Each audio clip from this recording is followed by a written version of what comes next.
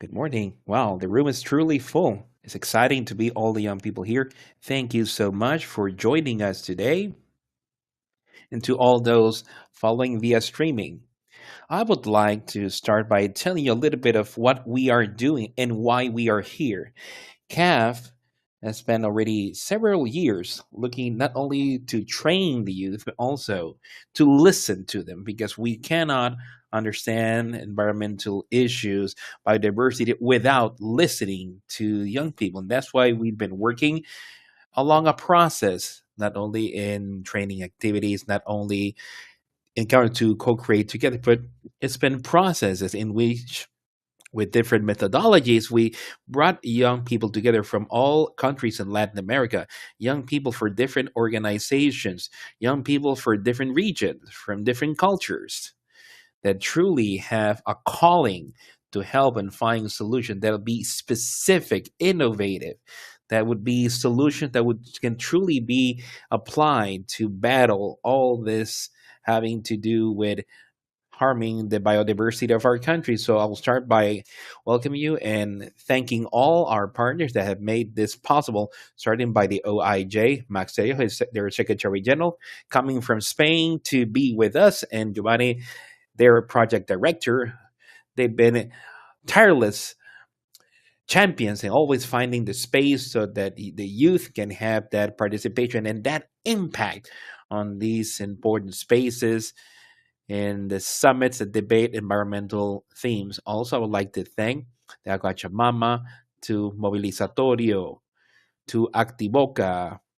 Am I missing other to Klima Lab? But before we work also with other organizations. That is, on this journey, we'd spend a long time, and what we're interested is to add those collectives so we can have voices that can really have the young people opinion be raised all the way up to the authorities, up the chains. And this process we did to a rapid COP16, to just tell it very shortly, Max, what we did was we did an invitation towards the end of December, beginning of October. Many young people registered that had that interest for contributing their view on topics having to do with biodiversity of our countries. Then we held a selection process among these young people. They spent 1 month in virtual sessions in a virtual lab where we were joined by the people from Just Game who are here in attendance in the room. Thank you so much for always being with us during these exercises where we were searching to co-create, to listen and understand what can be done to have a true effective incident. After those 3 4 weeks of virtual lab, yesterday, some of the young people were able to participate in person. Other young people joined. In fact, yesterday, we have people from Indonesia, Brazil, Peru, Panama, and especially Colombia, from different Colombian territories. And for 8 hours, you were creating the first understanding what were the issues on which we wanted to work on, and then working in groups with some methodologies that require plenty of energy, dedication, plenty of strengthening spirit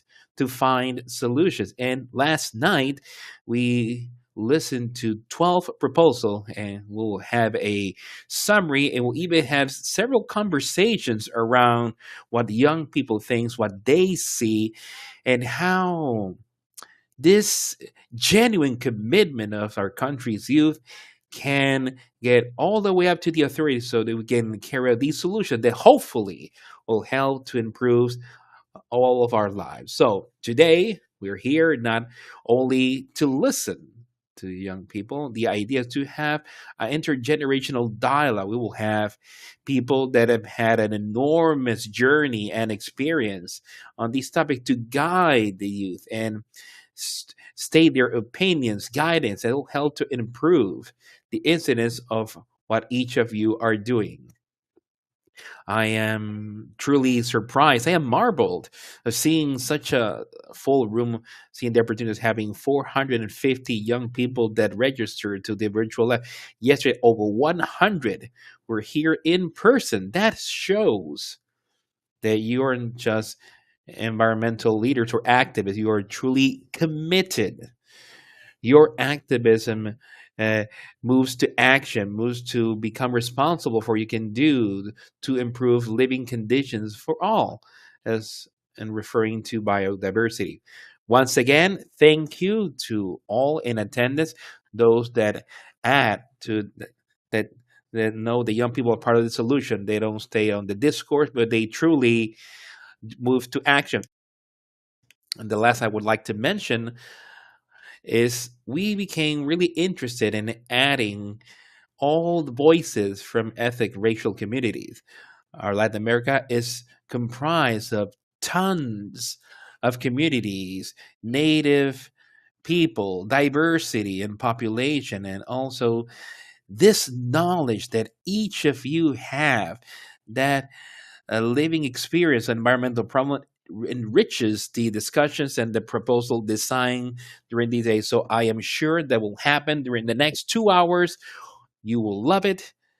It will be of a great contribution for the authorities of COP16. That is what we are truly interested in, that everything that is discussed can be raised to the authorities, and we as CIF will continue building on this. In fact, of what's transpired in these few days, we'll probably publish because we're interested in this content that you convey during COP to be able to share it with our technical team for the environmental management team so they can have these inputs and we can then present them in other fora so we can continue giving a voice to your proposals and sharing your concerns. So again, thank you very much. Max, thank you so much for being here with us and welcome. An applause. Thank you again, Natalia. So you said it is so good. I mean, as small event, seeing so many people, so many empowered people of ideas. And Natalie said it well. Not only in protest, you can protest COP25 in Chile, like COP25 in Britain, but what young people have done today at COP16. I'd like to thank CAF to this Green Bank of Latin America, that development bank, that more than a bank. It can really bet on those youth participation events, betting on the generation of idea in this Ideas Lab, Rafael Julia, and as our president Sergio Diaz, Vice President and you, Natalie, our ally of the Ibero-American Youth. It was well said. These organization, where's Pachamama? Oh, there you are. There's Atiboca. Where's Movilizatorio? Thank you so much for the full support. We also have Shirley. I might. No, oh, Klima Lab. Where's Klima Lab? There we have our colleagues from Klima Lab. Thank you for bringing together is over 500 ideas, initiative that you wanted to bring here and participating in the virtual lab so that we can be here today in this youth participation lab. I always say that these encounters, seminars are worthless unless we move those ideas to action. Hence the importance of this event. First, to build from ideas, so then take them to action. And this development bank for Latin America has bet on that to be a green bank and a youth bank. So let us bet so that this publication, more than a publication, will transcend to that spirit of entrepreneur that you have. To congratulations, I'd like to get off. I would like to hear the details of those initiatives to be carried out over 3 initiatives. Here's my friend America said from Puebla.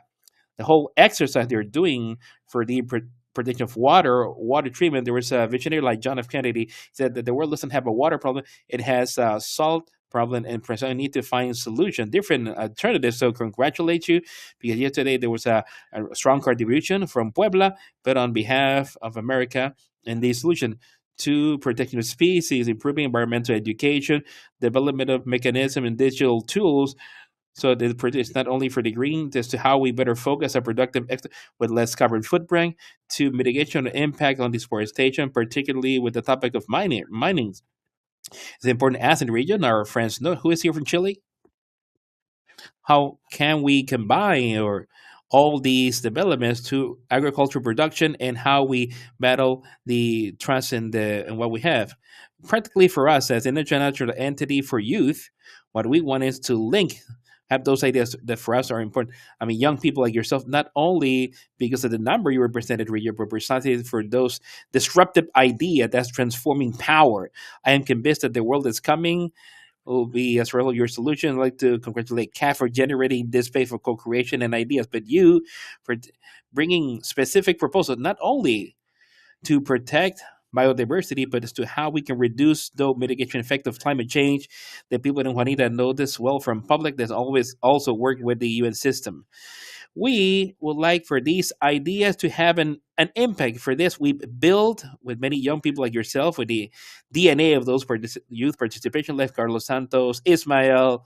We're over more than diagnose, more than make problems more complex. We've generated ideas or solutions. That's what the new young people are building, a new agenda that reflects the old challenges like teenage pregnancy, unemployment, etc., and the pandemic multiplied, and now the new challenges as we have them, and they're becoming visual protection to biodiversity, topic of the environment, digital transformation, topic of mental health.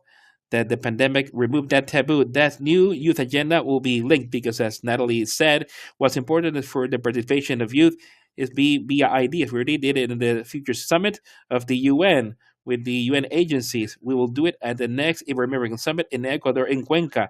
So can this be precisely reflected in these new agenda, alternative solutions and mechanisms that they have in the countries will have to link the participation of youth and decision making of these environmental aspect of governments. And this is coming all from people. If I didn't explain well, I'd like to thank you, acknowledge your efforts, your neurons, your capacity to link these ideas, to have this spirit entrepreneur of this greenback for Latin America, and from this international entity for the youth, I'd like to continue driving, especially recognizing you as what you are, those strategic stakeholders for development. Without this, for this economic development, for political, environmental development, and for social development. I'll apply for yourself, and thank you very much. I forgot to recognize that speaking of this model of ideas, and look, here we have a model that yesterday was the Secretariat of the Environment or Climatic Change in Argentina.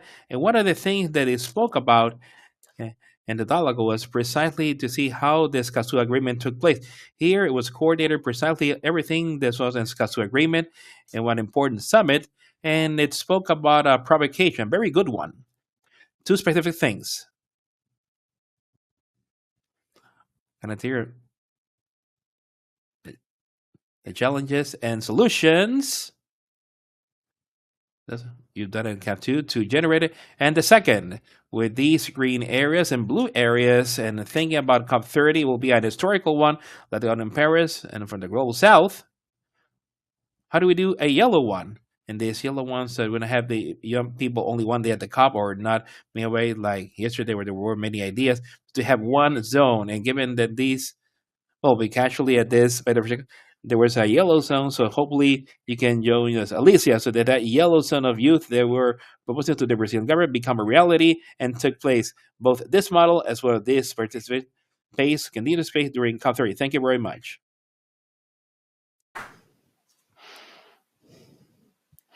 Thank you. Thank you both. After these welcome speeches, I'd like to move to the first stage of our session. We will listen to the representative of Panama. This peace event is one event heading to the COP30. You have the floor. Please go ahead.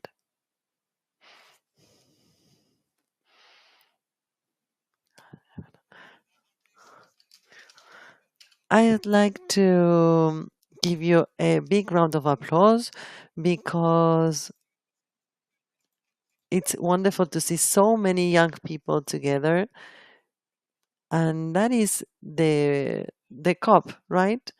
To listen to hear different people and to gather different people. We are the first generation that is feeling the effect of climate change, and we are the last generation that can do something about it. Yesterday, when I discussed with my colleagues at the lab, I was I had many feelings, many different feelings, because there were many young people connected to transform our planet is something that undoubtedly is what we want to create.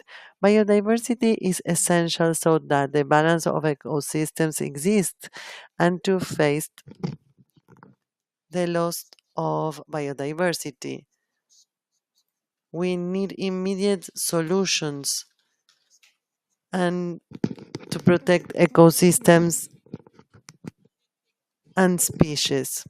We need to connect species and to foster pollination and the restoration of our ecosystem with with the participation of communities. We are part of TikTok, the web, Instagram, and all the social media that help us being connected. We are here not just to submit and to communicate this social media message, but mostly to be pioneer in the social media. Social media and social projects have to be promoted for action. That is what we want to foster with all our lab, to see projects that are meaningful and that contribute with a lot of process to biodiversity. We are powerful together. We are powerful together. In the youth, we have the strength and we create this mass. This is what I loved about the COP16. And we are together, we are strong. Together, we are stronger. I'd like to encourage all environmental ministries and the sector. They have to be together because we are the voice people of those practices and of biodiversity. To be in touch with you all was a pleasure for me. To be yesterday with you at that lab filled me with hope, because the planet still can still change, because you want to be part of that change. So we have to go beyond the screens and do what we have to do to transform and take care of the planet, of biodiversity, and to be the main actors of this digital era. As I was discussing with the guys yesterday, today I am all of those who want an America without borders. Mayra, who wants to that decisions are made by and for the youngs. I am the young people of rural sectors that want to be listened today. I am the voice of young people here at the COP16. Thank you. Thank you very much for this space.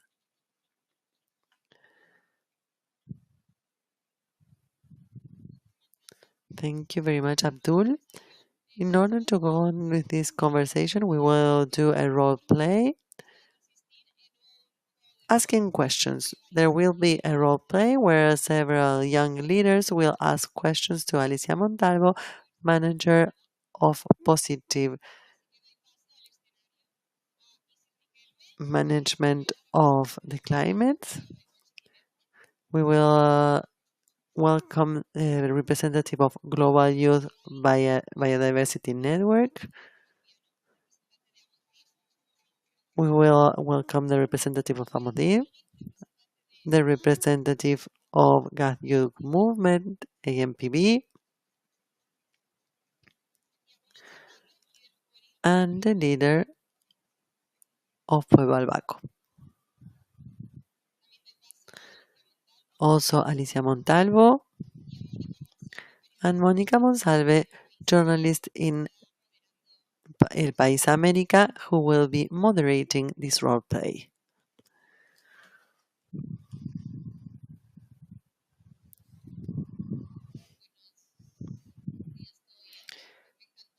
Good morning. I'm happy to see this full house. The idea of this panel, or rather this role play, is to try to understand biodiversity beyond ages. We always discuss about the role of young people in biodiversity and climate change, but we are also other age groups. I feel young, but I know that I'm not that young as you are, guys. And how biodiversity has an impact in our daily lives. In these COPs, we lose perspective sometimes about what is being negotiated because we talk about sections, laws specifically, and we forget that we are discussing how biodiversity affects our daily lives, our routines, our way of eating, and of living in general. So, in this exchange of ideas, we will start with this role play where these young activists, representatives of biodiversity and climate change, will ask some questions to Alicia, that, as we know, she has a great experience in biodiversity and climate change, and we will try to do this as interactive as possible and in an informal way, since we have so many young people. We can do that. Thank you very much. I am Washington Caralavin Torres. I am part of the young members of Young African Women in Buenaventura, and these practices and this traditional knowledge needs to be um, preserved. That is why we have this group of people to go on generating transformation tools, not only for their lives, but also to have a scenery where we have this legacy that other people have developed before us. In the Colombian Pacific, we acknowledge that one of the areas with a lot of biodiversity in the planet, and especially for Colombia, has a lot of impact, but we understand that the loss of biodiversity and the loss due to climate change is affecting our communities mainly. We've been creating some actions to reivindicate and to recover practices and to recover seeds and to empower young people and children. And in that sense, I'd like to ask you a question, which is the following.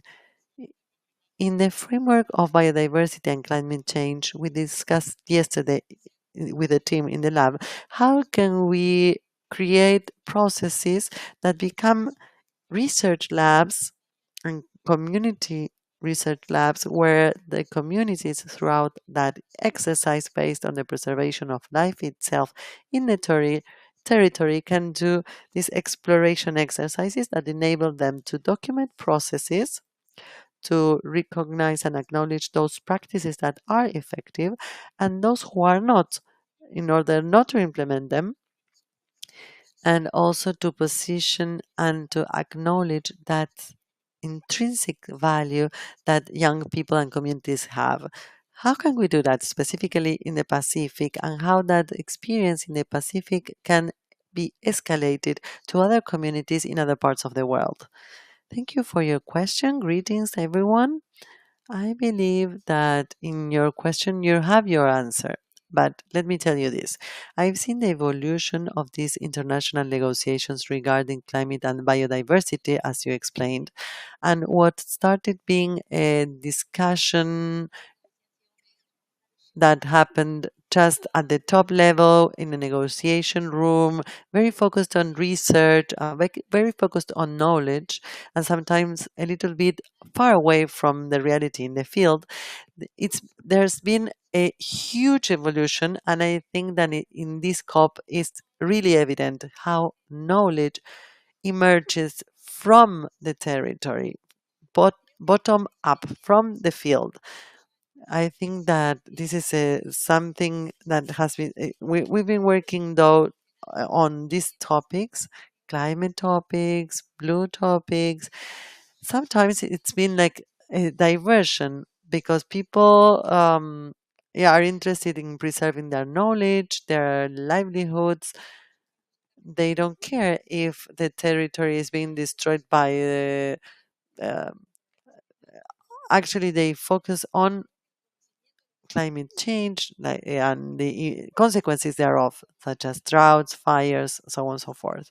So we have to work from the experience we have. As you said, sometimes we don't value what we have, what we eat, what we see, what our forefathers tell us, the songs they can sing to us. So I think that doing this in a perspective of knowledge can nourish the universal. I think that sometimes we believe that local is not useful for universal, and we are working here at CAF in order to support the protection of mangroves with a local community of women. These women that gather the piagua, that protect mangroves, that cook traditional meals. I think that you, young people, have to believe in this. We don't have to think about something that is discussed far away at a top level and texts that mean nothing. I think that the challenge is to link the knowledge of the territory and the knowledge of universities or of the academia. That is the greatest challenge. And I think these are processes that have to be nourished one another. And I encourage you to protect all the heritage that you mentioned from the Pacific and for it to be protected at the local level, but also to be shared at the global level. The This COP is the COP of the people because of the logo, its logo, and also because we are negotiating and debating how can we elevate this knowledge that is at the scientific level more at the people's level and field level. Thank you. I live in Chile, but I represent the Young Network for Diversity. We are the entity recognized officially by the agreement, so we have to be at the negotiation rooms with part of the team. I've already been to 5 COPs between biodiversity and climate, and for young people, it's very difficult to understand that one word can change the sense of everything and that will have an impact on your territory. To explain this in my country, that feel that things are being cooked here, so to speak, and then we have to accept them as they are. Here we've had the opportunity to see the policy team that is within the negotiation rooms that transcribes live what is going on and that can inform and can see what is going on.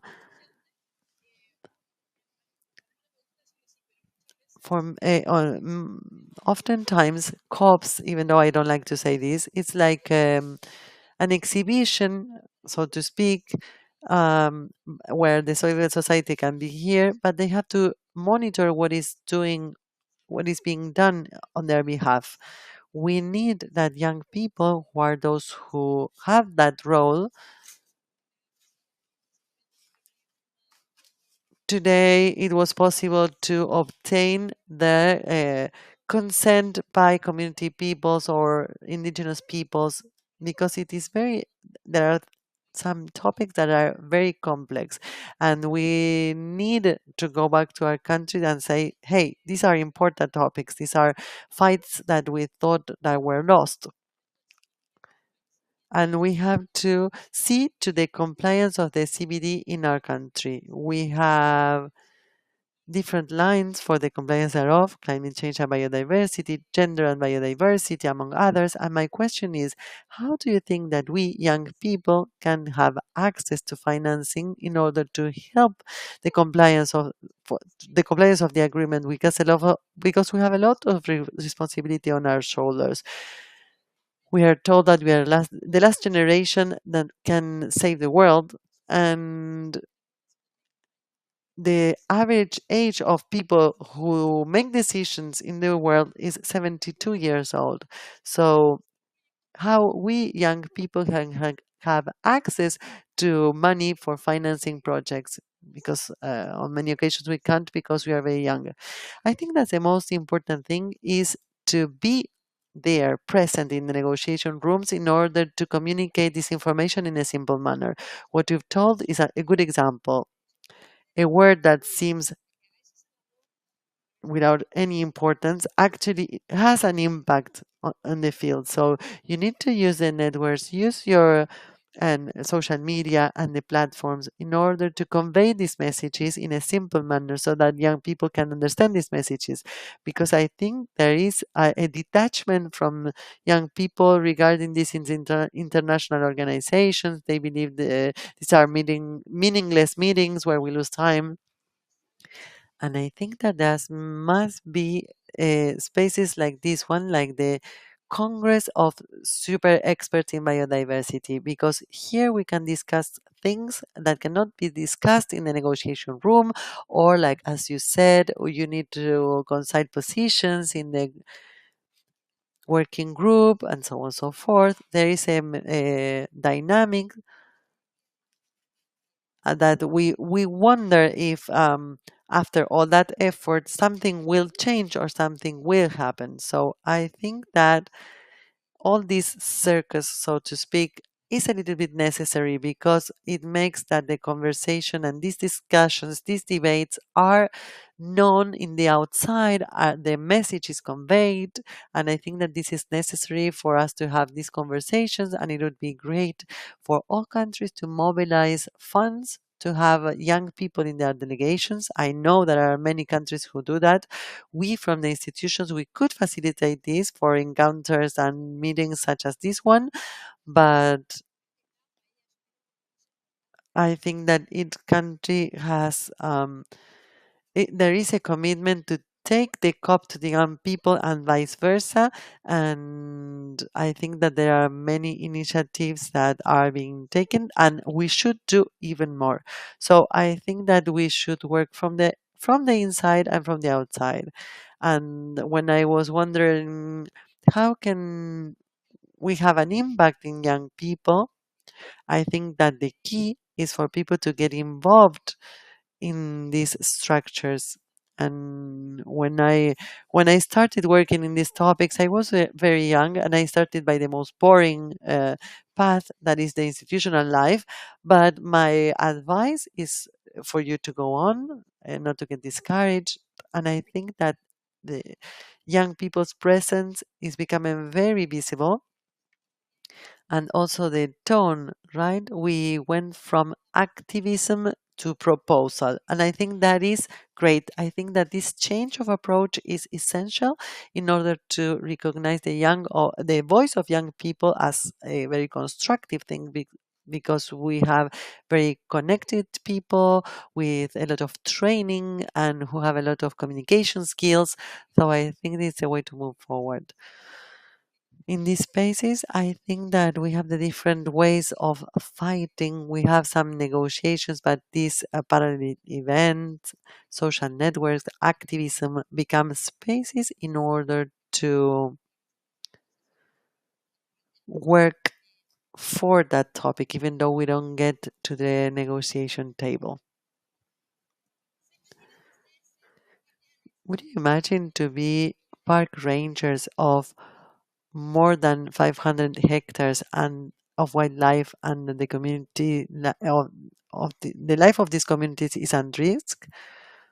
We work in 24 countries with 5 member organizations. We defend and protect our forests in the territory with actions because that is where we come from. I am Americana Mora. I am from the Sierra Norte, Puebla, Mexico. It's a pleasure for me to be here, and it's in these international spaces that we can do things. It's a first time for me. I work mostly from the field and human rights. So, So the vision we have from the territories in these spaces is a bit different. Our fight, well, is one that we've been working on for generations. Our ancestors, grandparents have defended our territories, and they've taught us how to do this. In my case, for my territory, we are the first generation that has higher studies. But here now we're facing a large challenge. How do we make these young people that we need to go to this because in our territory there are no universities?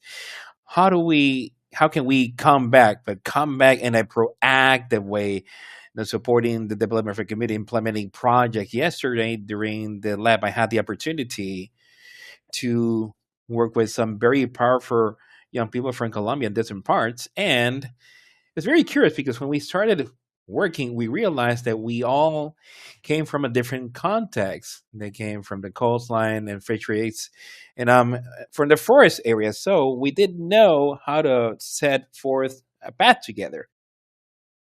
But I think that is a characteristic of this generation of young people is action, that we like to work and we like to see results. So very quickly we decided and saw that a topic that is pertinent to us is, to the country people and the farmers, those problems with rains and change in rain cycles that really affect the communities because we cannot establish irrigation systems and all of them because that entails an expense, a strong investment that many times we have an alternative. So considering that the budget that's allocated to nature biodiversity projects, only 1% truly gets to the territories and almost zero point 0.6 or less to women-led project, indigenous women from local communities and young people.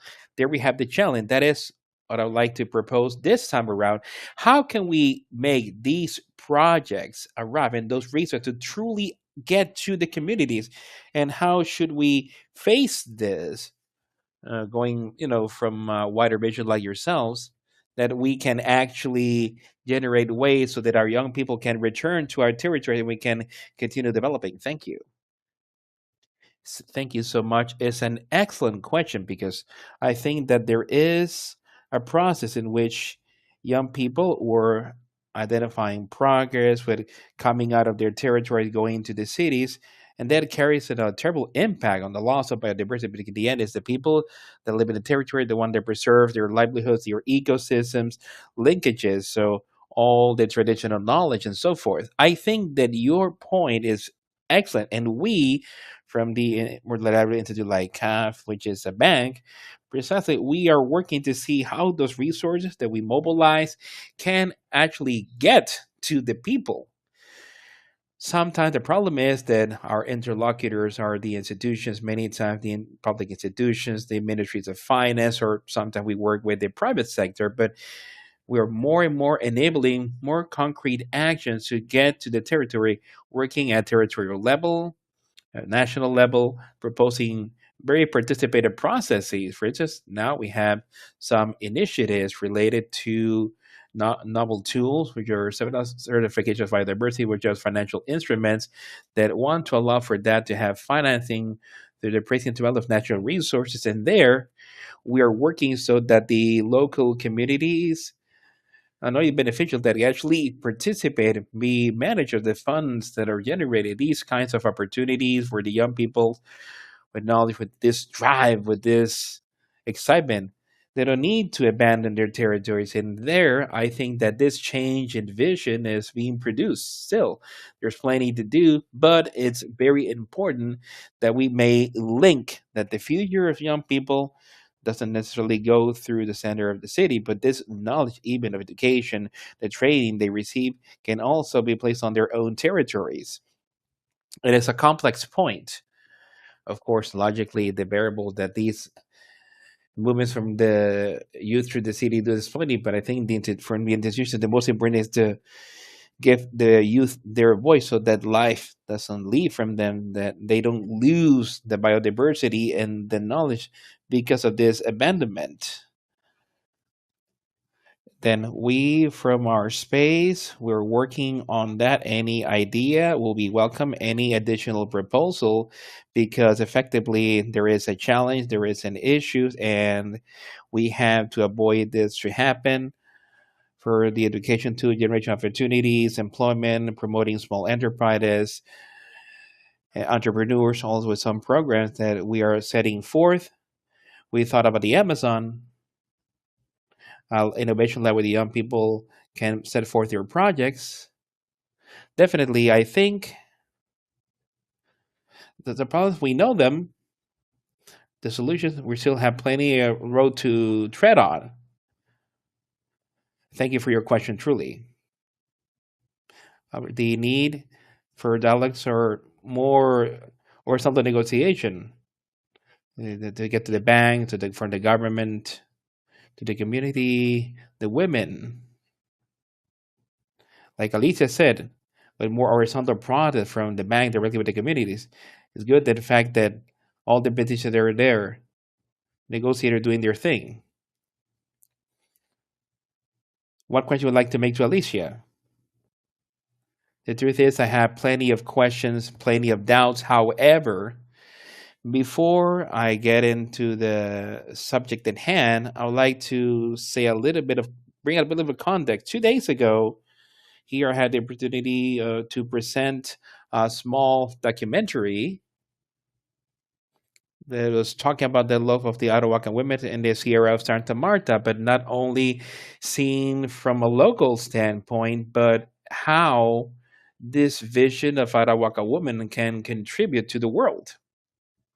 And when I received the comment that you needed to ask questions to Alicia, I said, well, how to ask the questions and topic related to financing, which is a bank, or the question has to be addressed maybe to the new mobilization that's taking place, because I think that in Colombia, I mean, I'll speak specifically, it didn't happen. Now we're in a green constitution. There are 70 articles that favor the whole topic that we have now on biodiversity, of environmental thing. There's also international agreements there. However, in all this train of thought, well, we have the young people say, what do we do?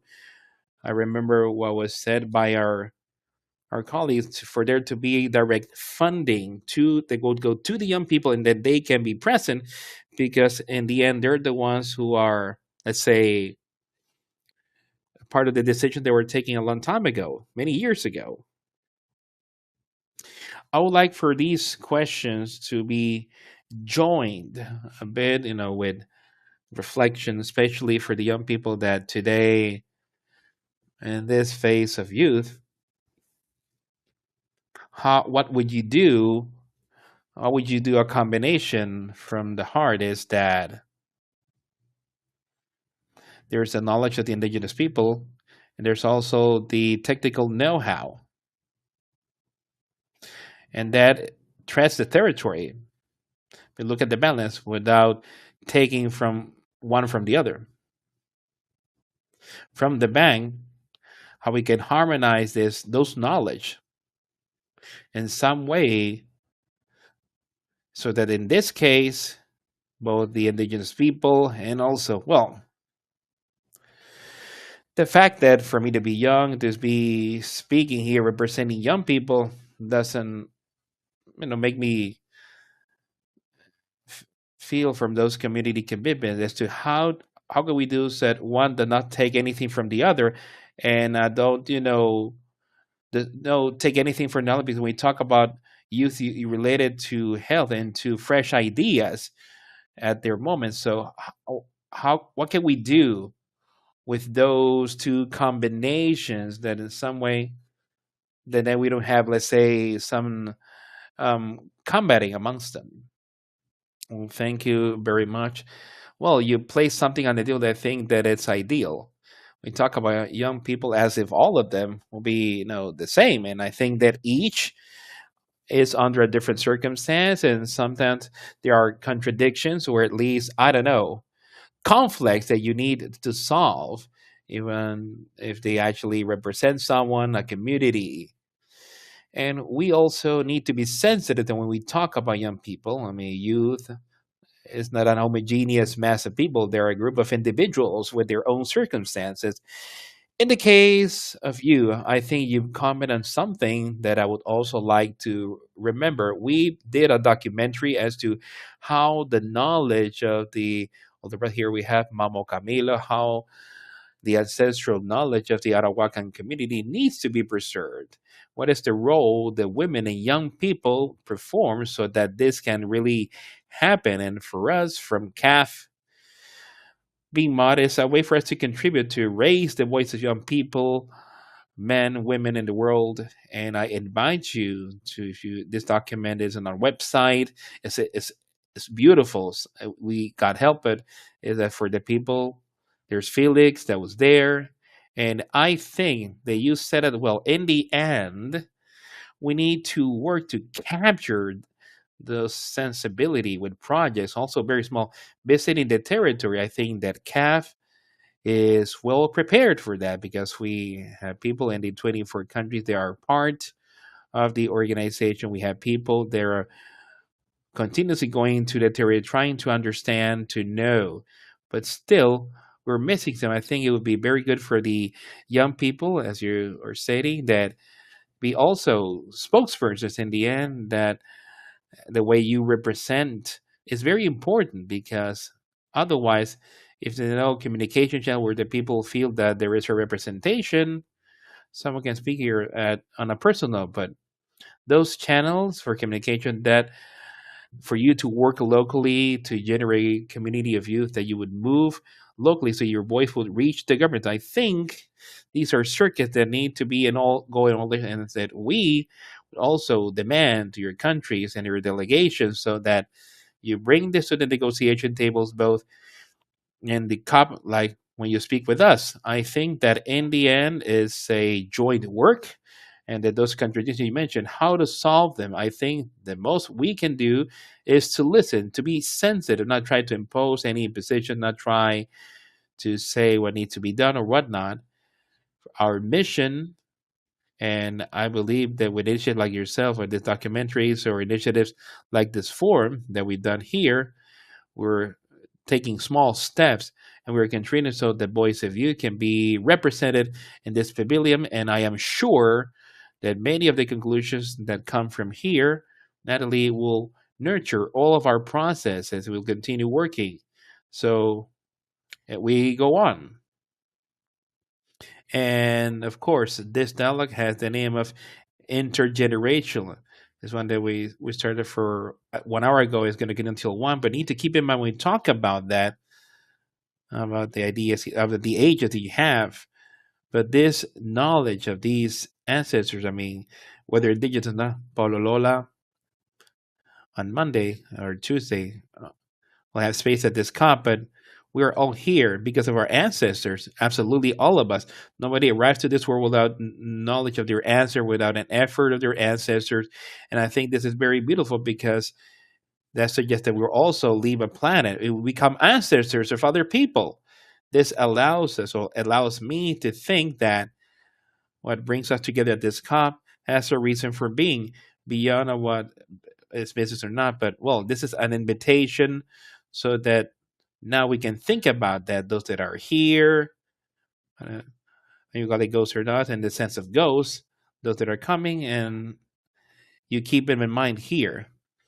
I have to leave like in about 2 minutes, but very, very quickly, can each of you say what do you believe that needs to happen during these spaces so that the voices of young people not only are just present in negotiations, say, well, we believe this or that, but when the decisions come, there's no actual power of decision. What can change? Very short, and then I have to stop at 12 here so that this can change. What idea do you feel that we can have?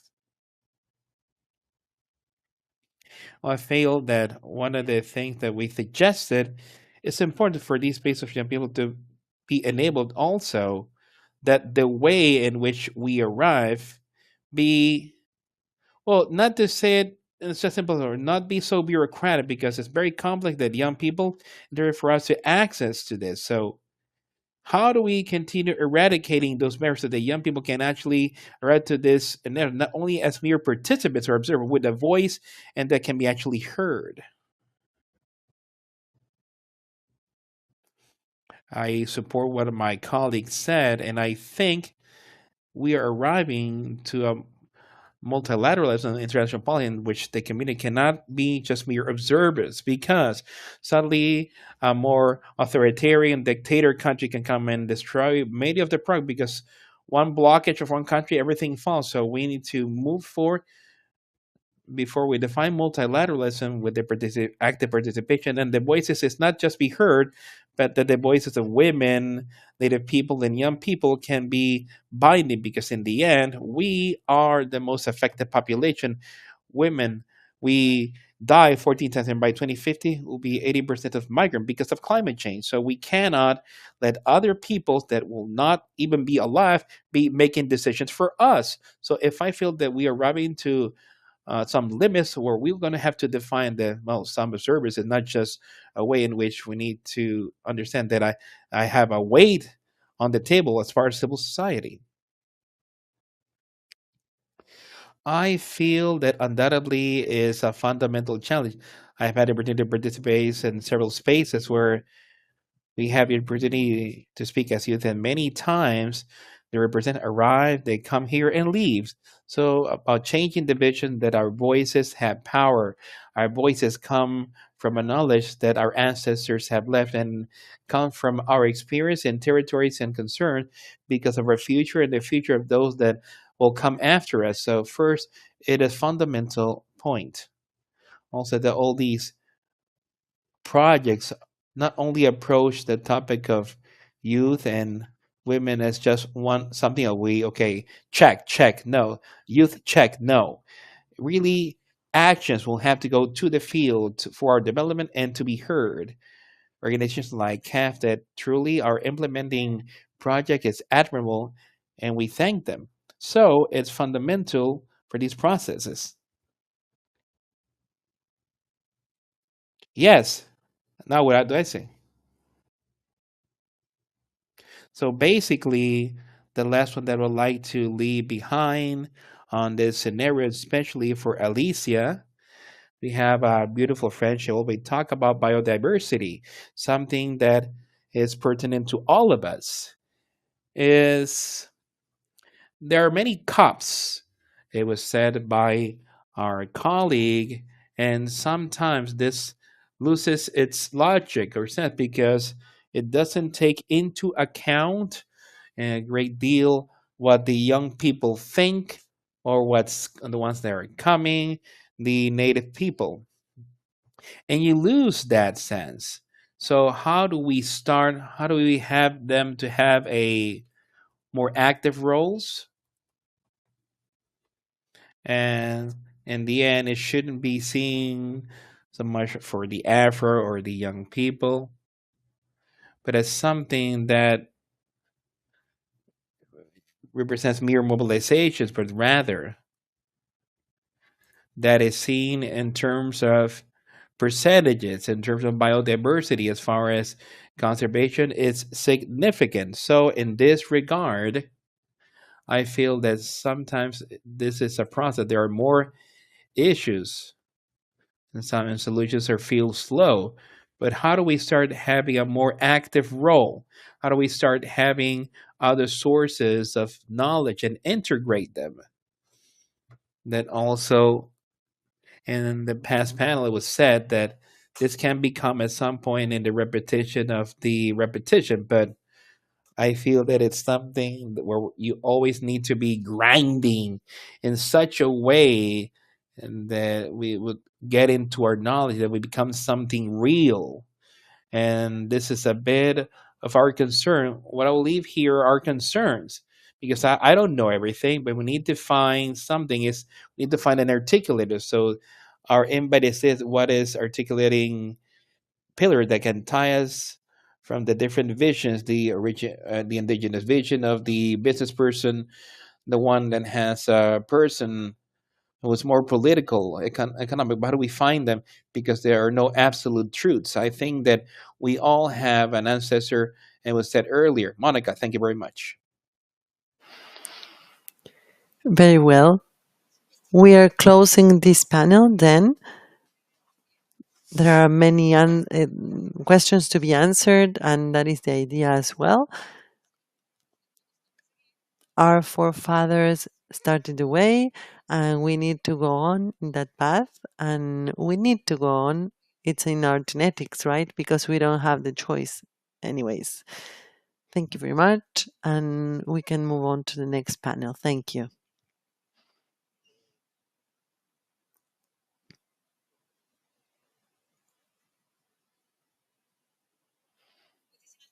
Thank you very much, everyone, for this interesting conversation. I'd like to give the floor to Daniel Montoya, participant of the Youngs of Akivoka and the leader of diversity of CAF. We will go on with the role play, and there will be a change in the role, and we will have an elevator pitch from later. Thank you.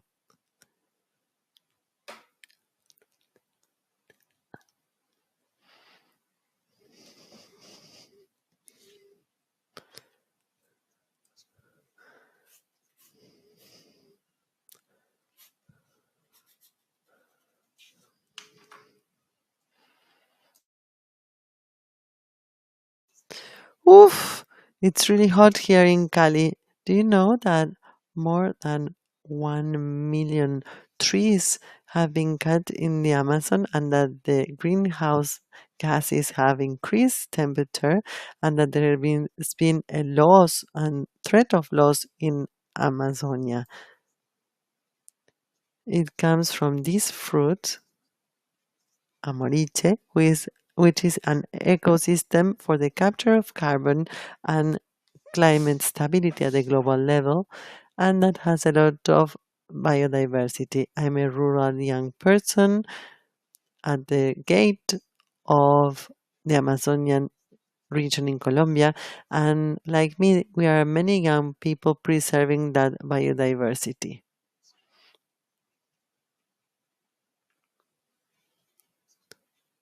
We will have a conversation with Aileen. We will talk for 10 minutes approximately about the role of young people and biodiversity. This is the role of Akivoka with different allies. And yesterday, there's been an interesting session. We work with young people from different parts of the country and of the world. And I'd like for you to tell me what happened yesterday, what were the lessons learned, which was the point of view of young people. What were your impressions yesterday and throughout this process of 1 month in the CAF labs of ideation and innovation with people in Latin America and the Caribbean? We went from the protest to the proposal, and to see which are the solutions with these ideas, this innovation, this creativity that we young people have within the local communities. So we organized some models that could be applied in some communities for them to be replicated in all territories. It can be in Puebla, Mexico, but we can replicate it in the basin of a river in Ecuador. So that helps us to be connected. As this pavilion says, biodiversity unites us. That is what the CAF lab did a month ago to get us together through biodiversity, and we as young people of Latin America and the Caribbean. We have a development bank for Latin America and the Caribbean, and we are very much worried about the young people. 25% of young people and 30% of the out of that percentage do not study and do not work. We created a program like the young people from the L generation,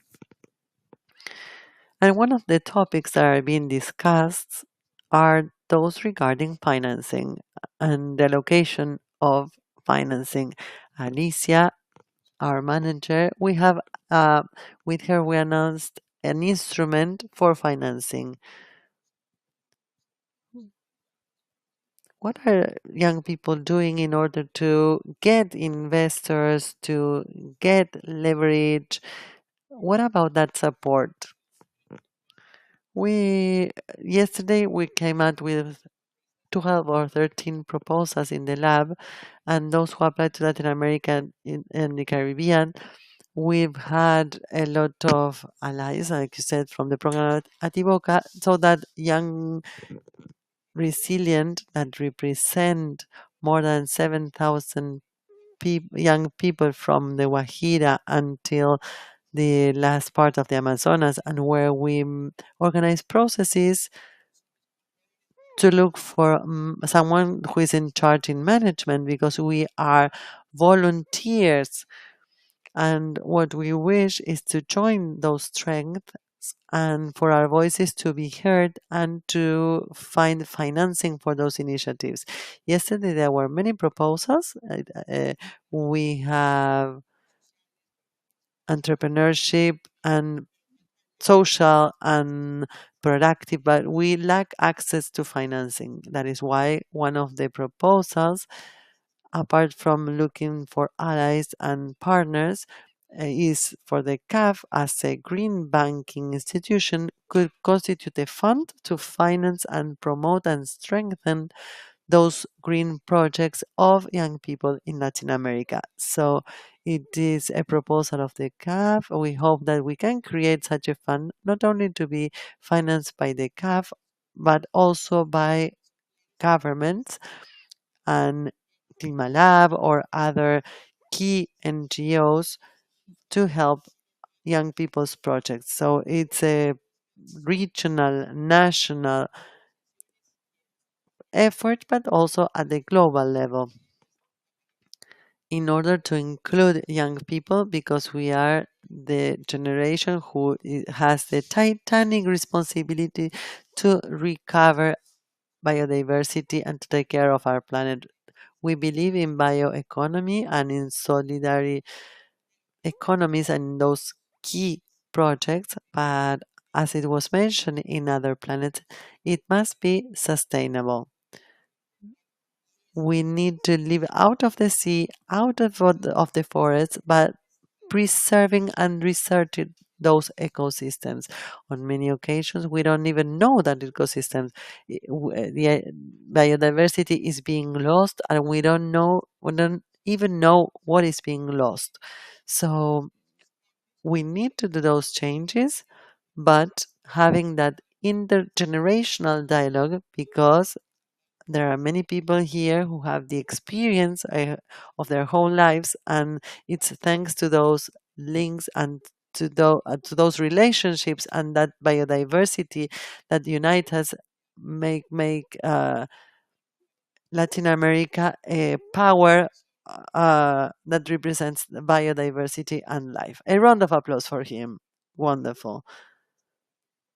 So talking about leveraging and alliances, we at CAF, we have already signed an agreement with Young Resilience and Agiboca in order to work with young people in four axes: circular economy, another topic related to governance. We will use and strengthen in everything related to municipality councils of youth that you participate in and I'd like to talk to you about.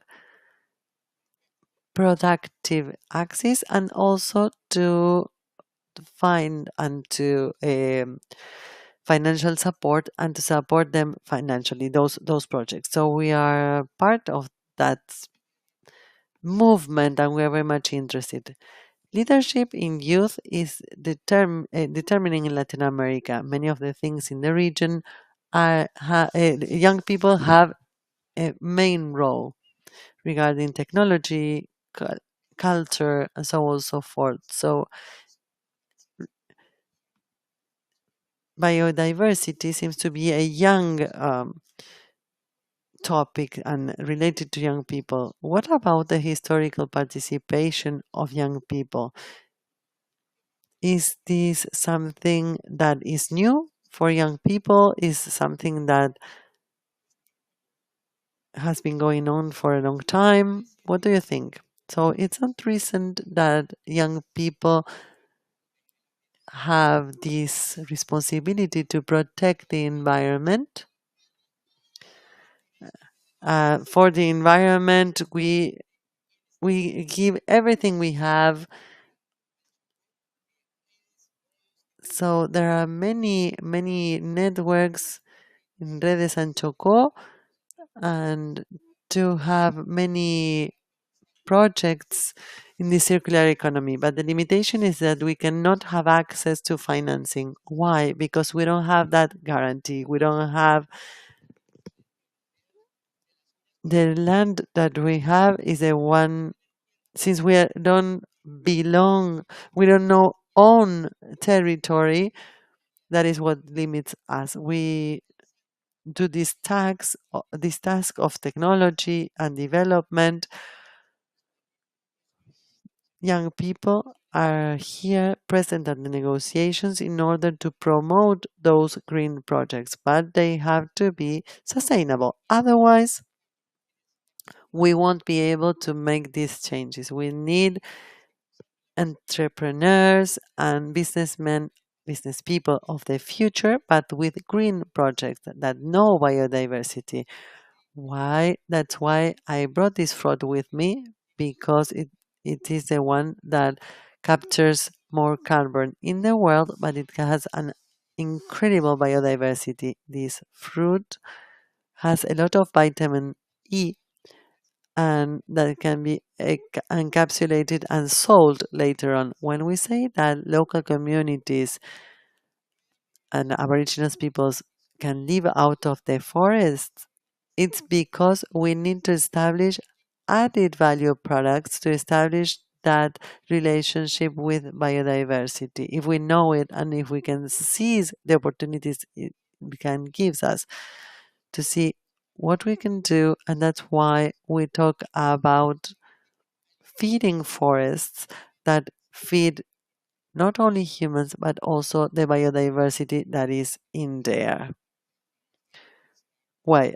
Wow, when I was in college, I had a teacher that always said, young people is the most beautiful stage in life. Unfortunately, it's in the hands of young people. And when I hear you speaking, I tell myself, my teacher was really wrong. It's great that youth is in the hands of young people. Cali, we're here today, and it's a city that hosts biodiversity and also cultural biodiversity.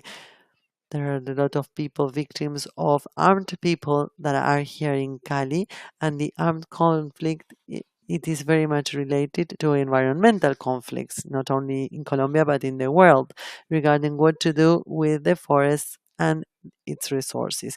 If we mitigate those conflicts, we may have more young people for peace instead of fighting wars, and this is something that may give us opportunities at the economical level, educational level, also for work. That is why we say that with allies, such important allies with you, we can go and in hand.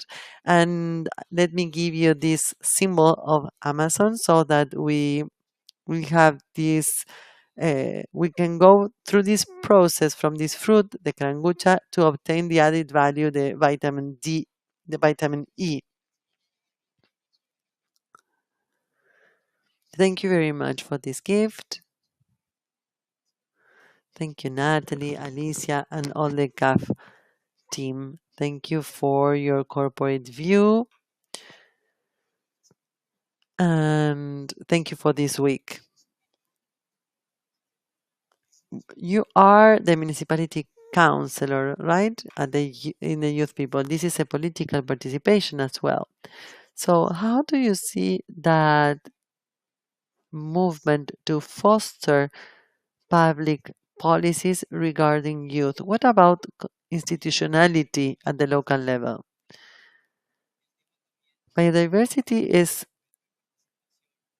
something that is a young topic, and the same happens with institutionalization for young people.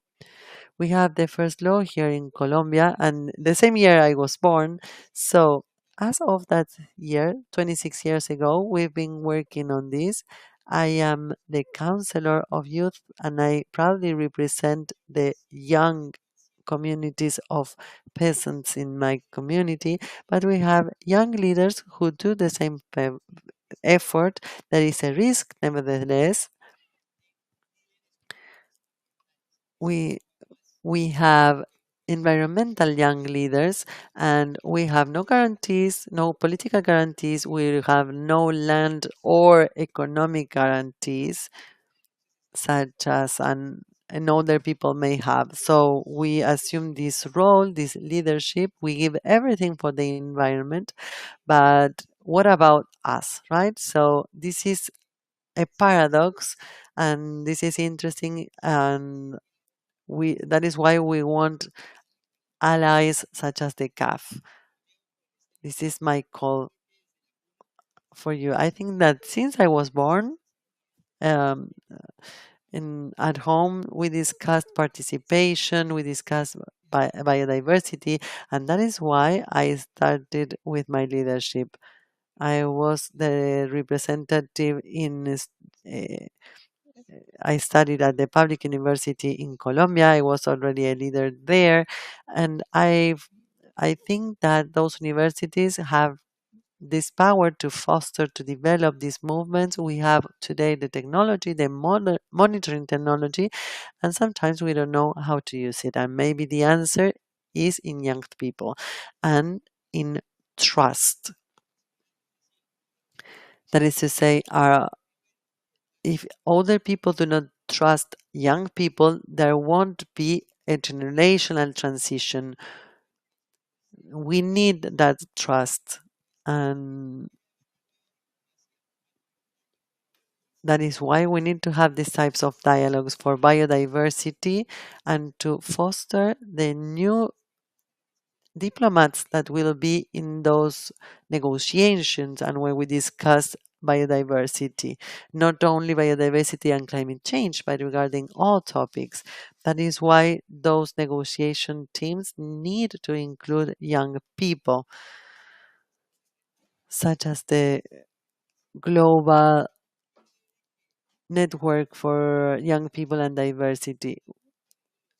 Because if you analyze our conversation, we have the same goals. We need to foster green projects. We love our territory, our home, and we need to protect our home. And today, our country open its arms to everyone who want to visit. And I want to tell that the Amazon is key. The CAF said it. After this COP, it must be very clear, and it must be clear for our governments, Latin America and the Caribbean have a great responsibility regarding biodiversity. And in the Amazon, we have flying rivers. These flying rivers connect the Andes and the Amazon, and people of these 9 countries in this continent may have water. So we need to be very responsible to keep this connection so that cities such as Bogota, our capital city, may always have drinkable water and fertilization throughout these flying rivers who transport these seeds and can fertilize lands as prosperous as this one that you can see here in Cali. So this is a call to preserve these territories for us to protect life and to attract green companies because this green bank that is the CAP is a symbol that diversity and taking care of biodiversity is possible. One last final question, because I think an important part last year at CAS, we have something that's called the Development Report, which is the RED, which is like the study of most important knowledge management study at the back. It's called Global Problems, Local Solutions. And it says, brings a balance on the conservation of the ecosystem biodiversity. It really highlights the role of population, indigenous communities, and in conservation and protection. I want to link that. with the following. Part of the effort that we're doing this week here at CAF is also not only to provide different support instruments for biodiversity related matters, so it can serve as a platform for what we're doing now, helping to amplify the voices at this moment at different instances some people are represented. What would be the call you make to those entities? What will be the call? What will be the balance that you expect from this COP as far as youth?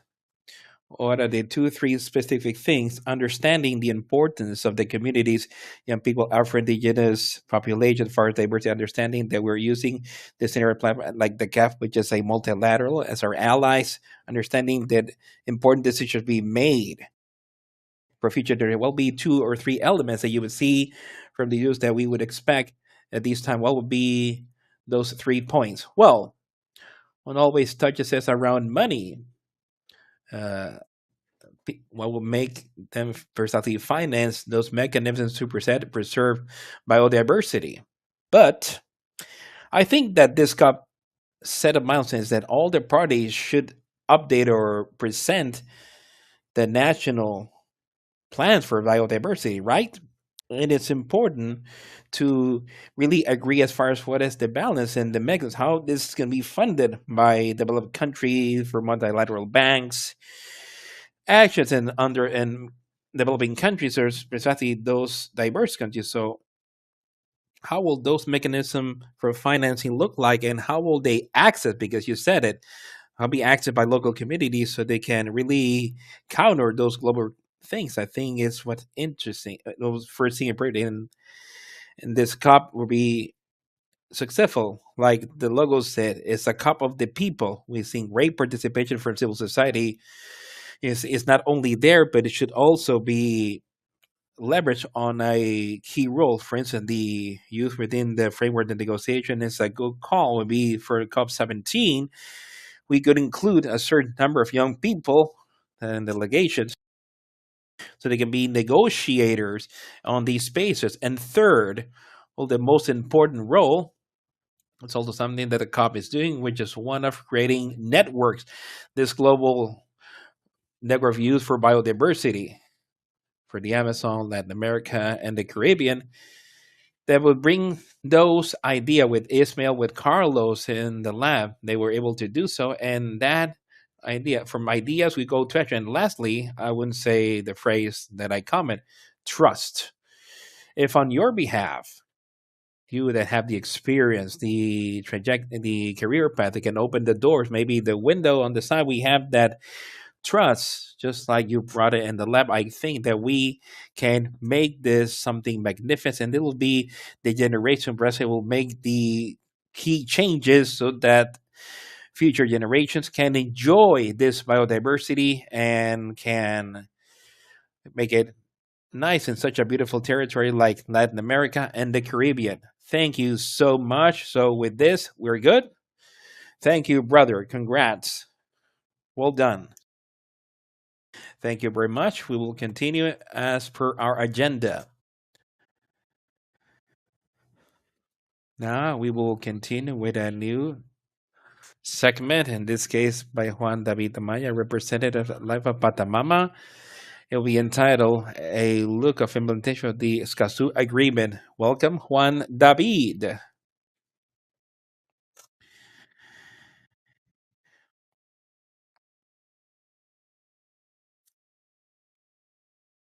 Our region, Latin America and the Caribbean, has been a victim, or 80% of those advocates that are murdered globally, for those that simply are seeking financial gain, that for others is livelihood, is life. This shouldn't be something we're proud of. This is not something we seek for to get a recognition.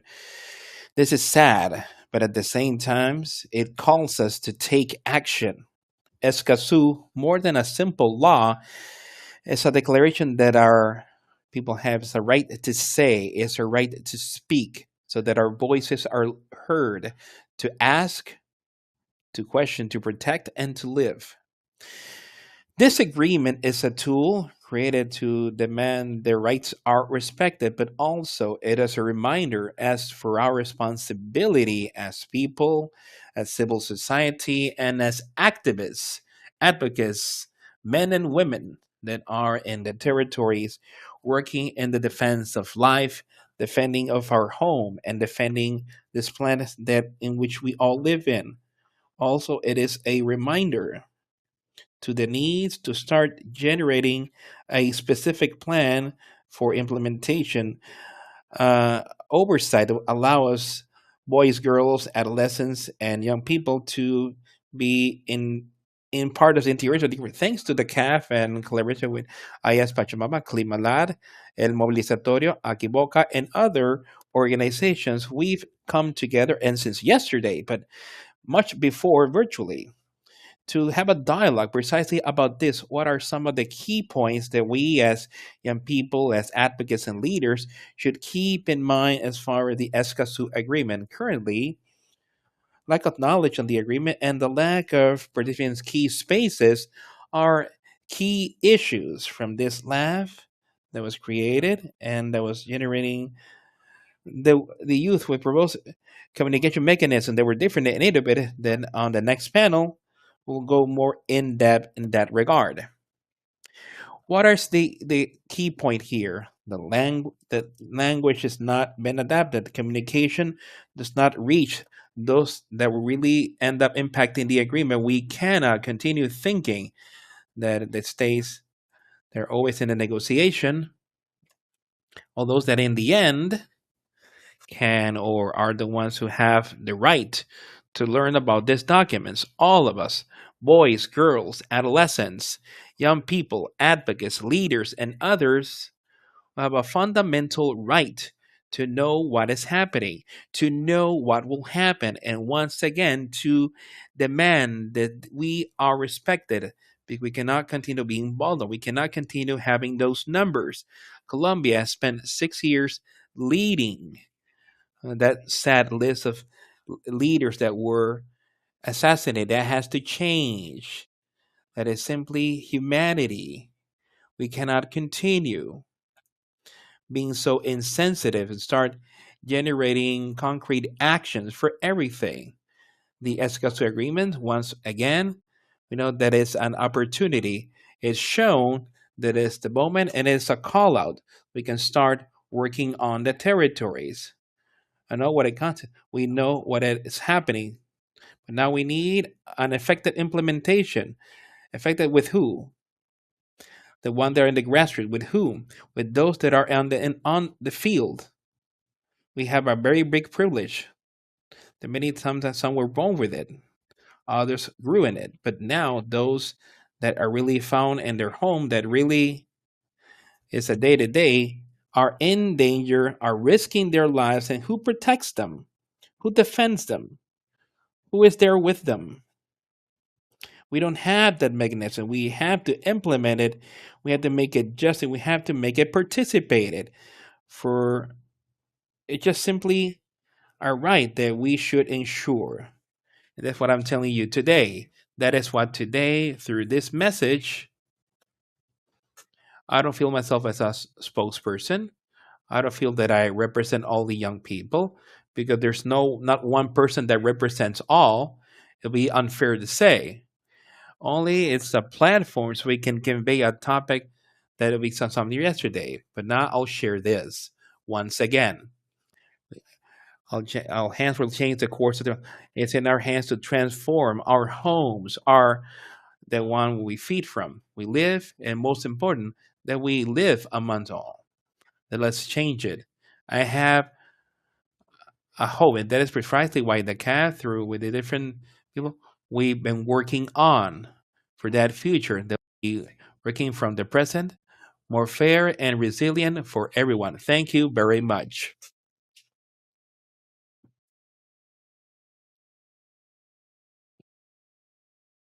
Thank you, Juan David, for your discourse. Now we'll get into the last block of this session. Now, a look at the implementation of the Escazú Agreement. So I'd like to welcome to the stage Dario Mejia, President of the Permanent Forum of Indigenous Matters of the UN. Elsie Camber, forecast expert, independent expert for the UN.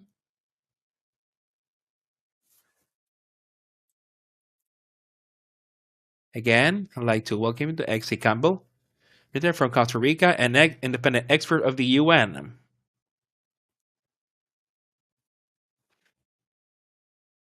Lydia Mejia, President Permanent Forum Indigenous Affairs of the UN. Azuli Rivera, leader of the indigenous community, nasa Putumayo, Colombia.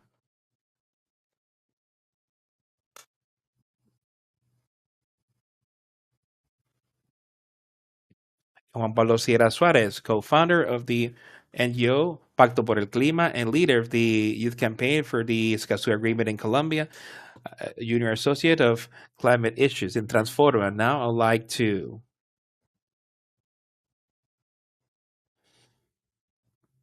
invite to the stage our moderator, Rafael Julia, senior executive of the Office of Institutional Development and Training for CAF. Go ahead.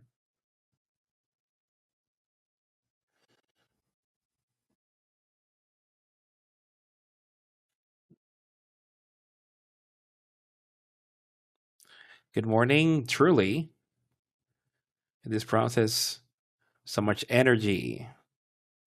I believe the only thing that's left is to recognize the commitment, to recognize the capacity. Many times in the youth, but we remember that they are young people. They have when they were young, they already transformed the world. For that reason, I think in this case, we're undergoing that transformation process. This process, as we said, came from a whole previous process with the innovative and action lab, gave the opportunity to give a voice to all the young people in the region. This consolidated into a lab yesterday where we saw several people from the region and also people from Colombia that have served for us to work on these things as part of the intergenerational dialogue. Here we have some leaders from other, well, let's say young people like myself too, and younger people, of course, that have been become developed across the whole dialogue. It will try to talk about the implementation discuss your agreement, and lastly, not because it's not the last, but maybe because it's the most important one of all, like the ones that we've been working yesterday. But what would be possible for everything that was coming from previous panels if we hadn't, like Juan David said, in a space that's so difficult, fight for the defense of the environment and defending the rights of those that defend the environment.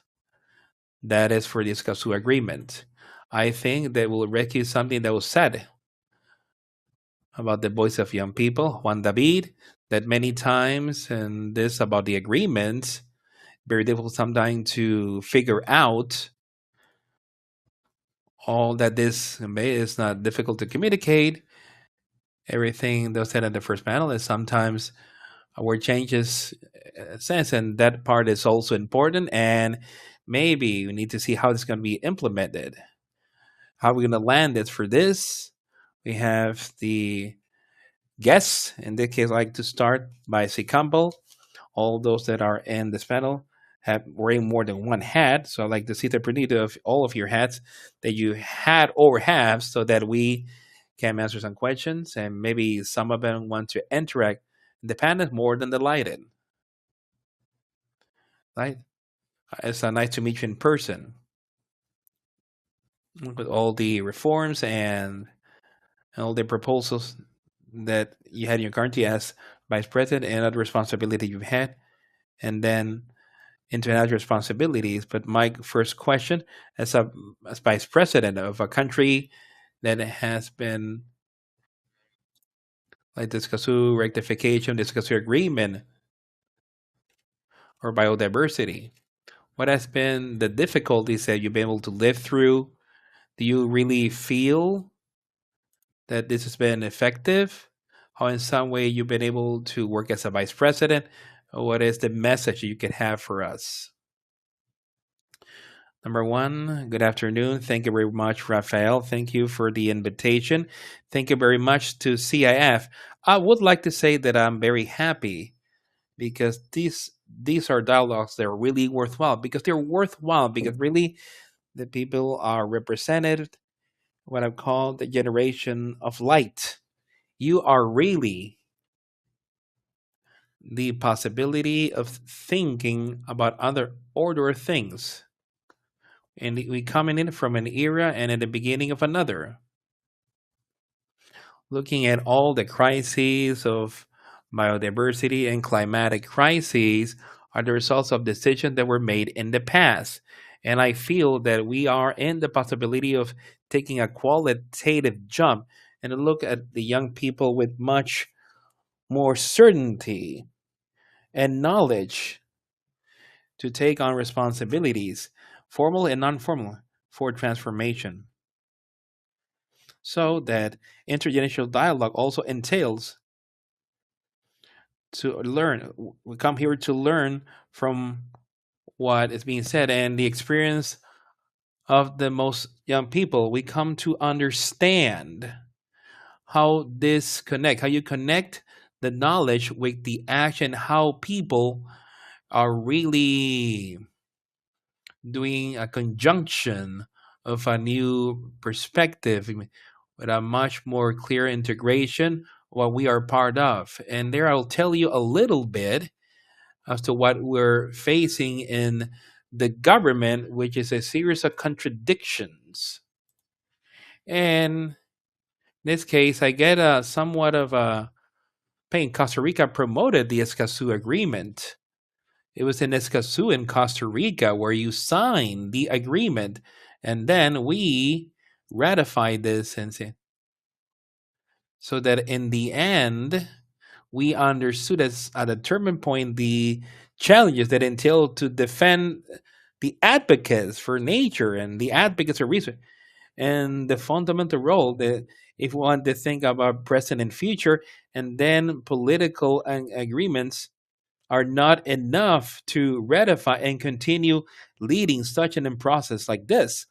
And it is an important process at international level and not only local, because sometimes we need to look at this of the local, national, and international as something that is permanently moving in the biblical realm. Everything is moving all the time. The conditions we have today can change tomorrow because of one situation that is totally unexpected. And I would like to say that we face in previous administration a lack of political commitment of the necessary majorities to ratify this Castle agreement in the legislative headquarters because it was insufficient. Just one signature or presented to the legislative uh, when they're doing government, like many times it's done with a very limited minority within Congress. So today we are in a dynamic in which, for some, for only some exception, they would like to, they have absolute majorities everywhere. So we are always in a process of negotiation. It's permanent. It seems to me that starting from this experience, and what I do believe that the younger people, the most active, the one that has more creativity, the one that's understanding the challenges, the one that's bringing the data, what's happening on site.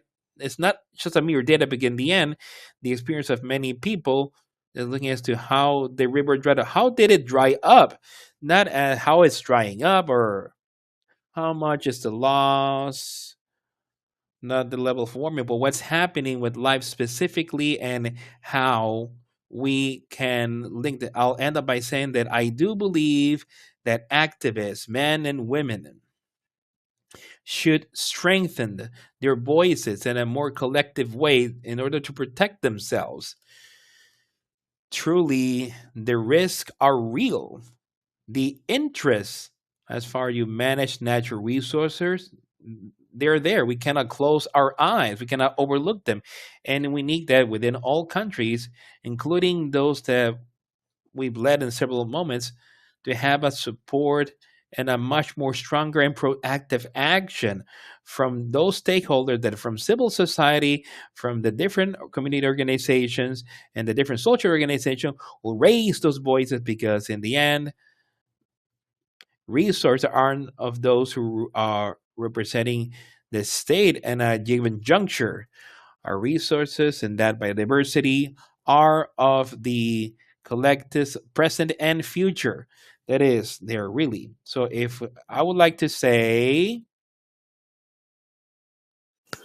That maybe we lacked more capacity to convince them, since we didn't have the approval, and that we need to be more convincing at the national and international level so that voices are heard, so that politicians feel more engaged to approve conventions such as the one of Escazú, to provide tools to defendants of rights, defendants of resources, and also thinking about all other safeguard instruments and tools to protect life.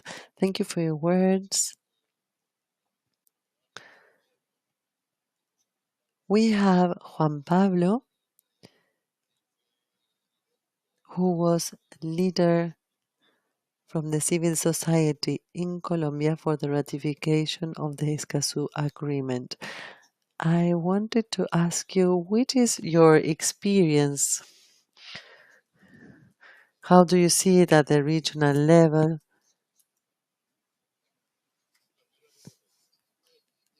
And if you can tell us your point of view, and if there are other countries that still need to ratify the Escazú Agreement. So, as a leader for the promotion of the agreement and the region, which are the difficulties and the things you can tell us? And what about the countries that did not ratify the agreement? Of course, the history of the Escazú Agreement in Colombia is beautiful because we've had a great difficulty precisely in the Congress of the country, and what was needed for it to be approved in the country.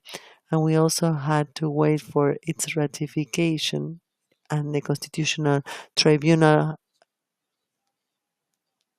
the Constitutional Court had to approve it as well. It took 5 years of fight where the civil society had a main role.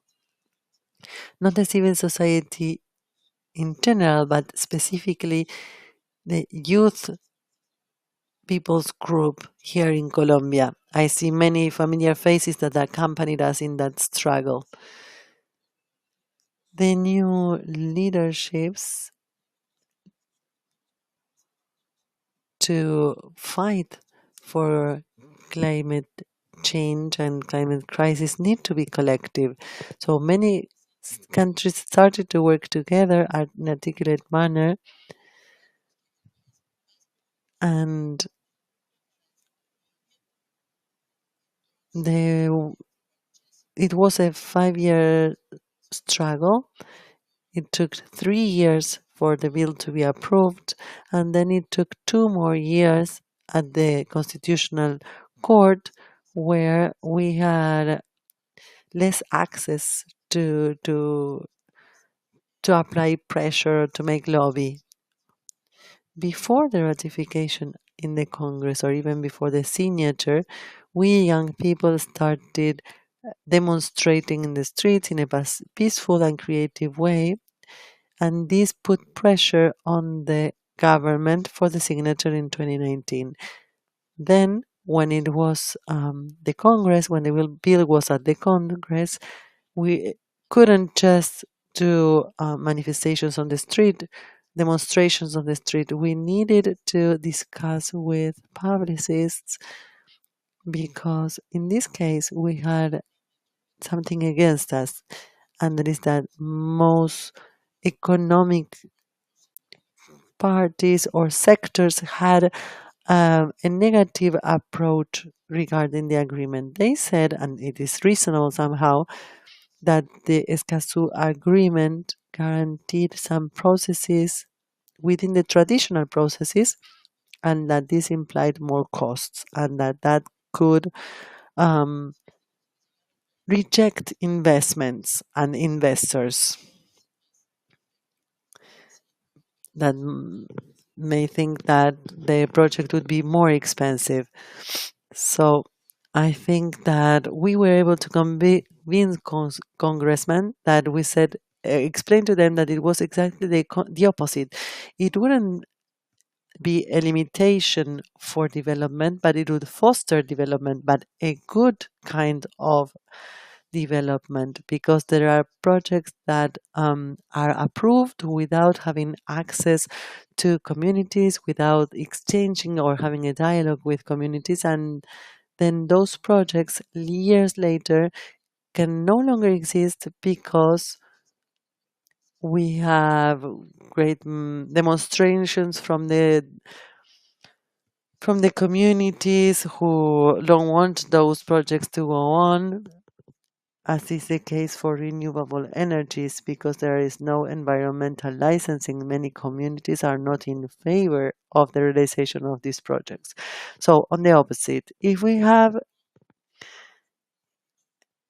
a process that guarantees the process to be done in an appropriate manner, such as the framework that the Escazú Agreement provides, would foster this type of investments and projects.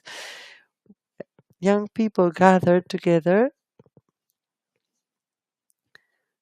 and today we work in different spaces, and that we will join once again very briefly for the implementation of that agreement. Thank you. Today we didn't talk about the government's vision, and we need to work on the field where the people are. And I wanted to talk about the representative of the UN, for him to tell us if he believes that all these agreements are protected enough, where it protects the rights of local communities, indigenous communities, in order to incorporate that view in the agreements. Thank you very much. Greetings, everyone. Thank you, Rafael, and dear Evsia, and everyone.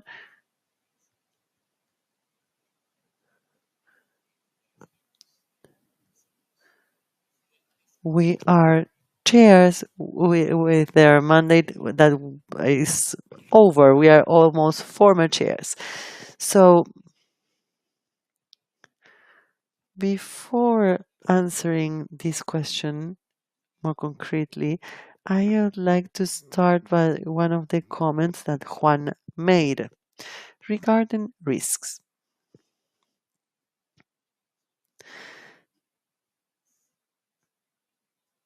If we talk about defenders, we think about an activity that takes care, defends, protects. It can be much larger, right? But from the indigenous people's point of view, it's not just a human activity, it's a way of living. We don't have this division between culture and nature, or nature on the one hand and culture on the other. It's like nature is nature because it's nature, right? Ants are ants because they are ants, not because they live in nature. So, to defending the environment is complex and dangerous in the society we live in. But for those who live in that way, it's even more dangerous, unfortunately. Indigenous people have an additional disadvantage. Their weaknesses are, or vulnerations are not part of the exercise of the environmental activities. So numbers could be worse, but I think that these kinds of instruments,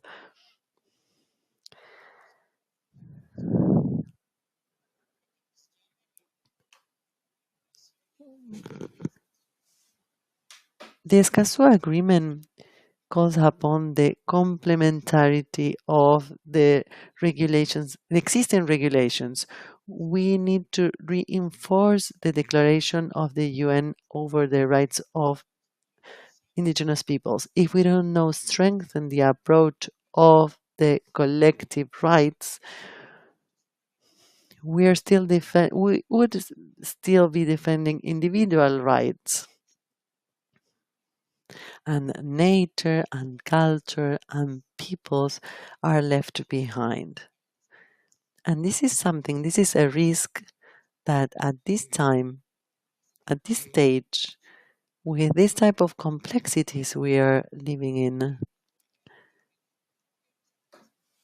and the difficulty we're having to incorporate Afro-descendant peoples as a term in the biodiversity framework, with a great number of oppositions facing all these challenges, we cannot afford to unbalance the implementation of the existing regulatory framework.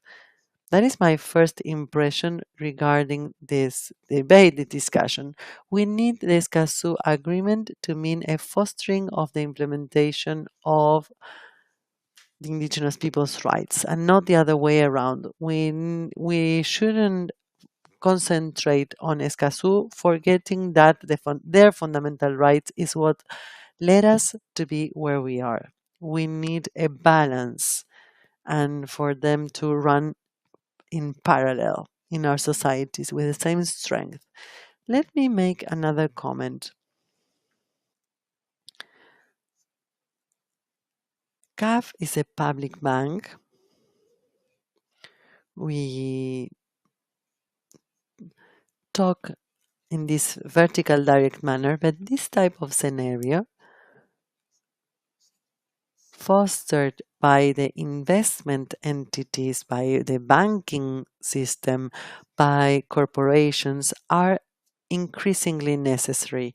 We need to take them to the the community sector of society. 25% of the population of the region is made of young people, as we understand in our modern times, that we could debate what is to be young nowadays. But out of those numbers, 30% do not study, do not have an employment, do not have access to education. But these are just numbers. This is just data. We need to study access to health, access to education, and out of those who have access to the education, to what type of education. So maybe what we'll find is that there is increasingly a segmentation of knowledge, and mm, everything works separately. The architectural knowledge, legal knowledge, and even less traditional knowledge from the original peoples or aboriginal peoples that enabled us to keep the natural resources and the oxygen we breathe. So there is a greater atomization of knowledge, and this is a challenge that we need to overcome together. I invite CAF to think about this. We need to strengthen the processes, the education processes at the community level, but not to impose a knowledge or a technique over another. On the opposite, on the contrary, just to exchange knowledge, because we may have the political will. Now, in the government of Colombia, we have a progressive government, But the usual comment is we want to make good decisions, but the red tape does not allow us to do it. And this is influenced by the way in which we communicate, how we acquire experience, how we acquire knowledge. And they explained that people needed to be convinced because their knowledge regarding politics was not connected to the reality of the countries. We believe we are societies like in Europe or in the US, and this is not the case. We are constantly repeating that we don't want to leave anyone behind, but we have to wonder, is this the right path? Sometimes we should take a different path than the one that is imposed to us. So we need to exchange all the possible information and all the possible knowledge. We're talking about an intergenerational dialogue. So when we need to decode the language of the agreements, you mentioned the challenges this may have throughout negotiations in general. But we have with us Rivera, who is a leader, women leader of the people NASA, of the NASA people. And we had the opportunity to share that cosmovision and the difficulty that was mentioned in her presentation.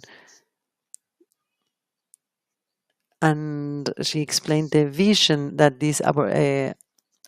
that the indigenous peoples have. So, how do you think that that cosmovision?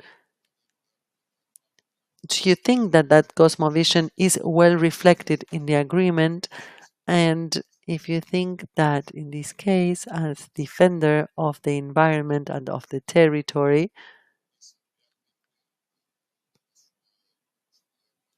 you have a chance there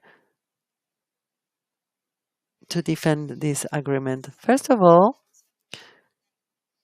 greetings, welcome to everyone here to this land of original peoples, and I'd like to give us all a big round of applause because I think that this is the COP of the youth, mostly in this Latin America of our indigenous peoples, and we are convinced that we are part of, we are responsible of taking care of our Mother Earth. Talking about cosmovision and heritage and customs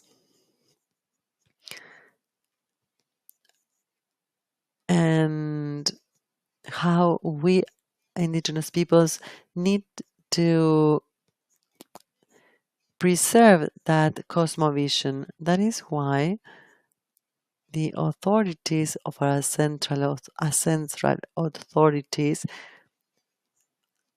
asked me to be a dual coordinator. Why in these two senses? Because we work from our cosmovision, this ancestral point of view. And you're mentioning the needs of the territories and those who have taken care of this territory for millions of years. The indigenous guards in Colombia have been the ones that have suffered massacration. They have been massacred and murdered. In my coordinator role, we did not even we haven't even heard about the Escazú agreement, and we have to think about that. We have people in our community that live 3 hours. We have to work 3 hours in the woods to reach their homes and who have no internet connectivity. So we need to wonder what will happen then? What is what can we expect for the future, for future generations? That is where we young people can make a difference. And we need to think about what we will leave behind. And I wonder, what will I leave to future generations? Because our forefathers left a lot of knowledge and how to defend our territory. And I think that we cannot be the exception. We have to go on defending the territory, and this cannot just be It's necessary to have press and conform for words to action, to be voices and decision makers, and speak about indigenous people so that this agreement could be a reality, be active, and be a guarantor of defending environmental and social advocates and those that protect the Mother Earth should become an example. In Colombia is 115 indigenous people. So it's 115 different world visions from different origins. Is from there, from those previous consultations that are written, but they haven't been met in the territories. They are in the projects, they are in the agreements, and we focus the original people when we already so and we are totally exploited and to begin to exploit in different territories like the Amazon. It's been more than 500 years that we've been having the territories rough, and they still do it, and in different ways, and they believe that we don't realize that they continue stealing, like from the extractivism, the multinationals, and in many governments that are in the opposition because it's part of that economy and that system and that brings social environmental issues, political and also cultural in a territory for indigenous people that affect the ones that defend the territory. And it's from there that they also need to think as to how they're going to make it functional. And as was said before by our colleagues, we haven't gotten the information. If I ask my authorities, very few know that is Escazú agreement and the guarantees aren't there. There's just being implemented and that they are lacking to get to the territories to have that information get there. And also to start and see an education from that ancestral vision, from that spiritual vision, spirituality, because it's from there where we, the indigenous people, are. And we are that essence, and we need to learn and to go back to our uses and customs and to our origins.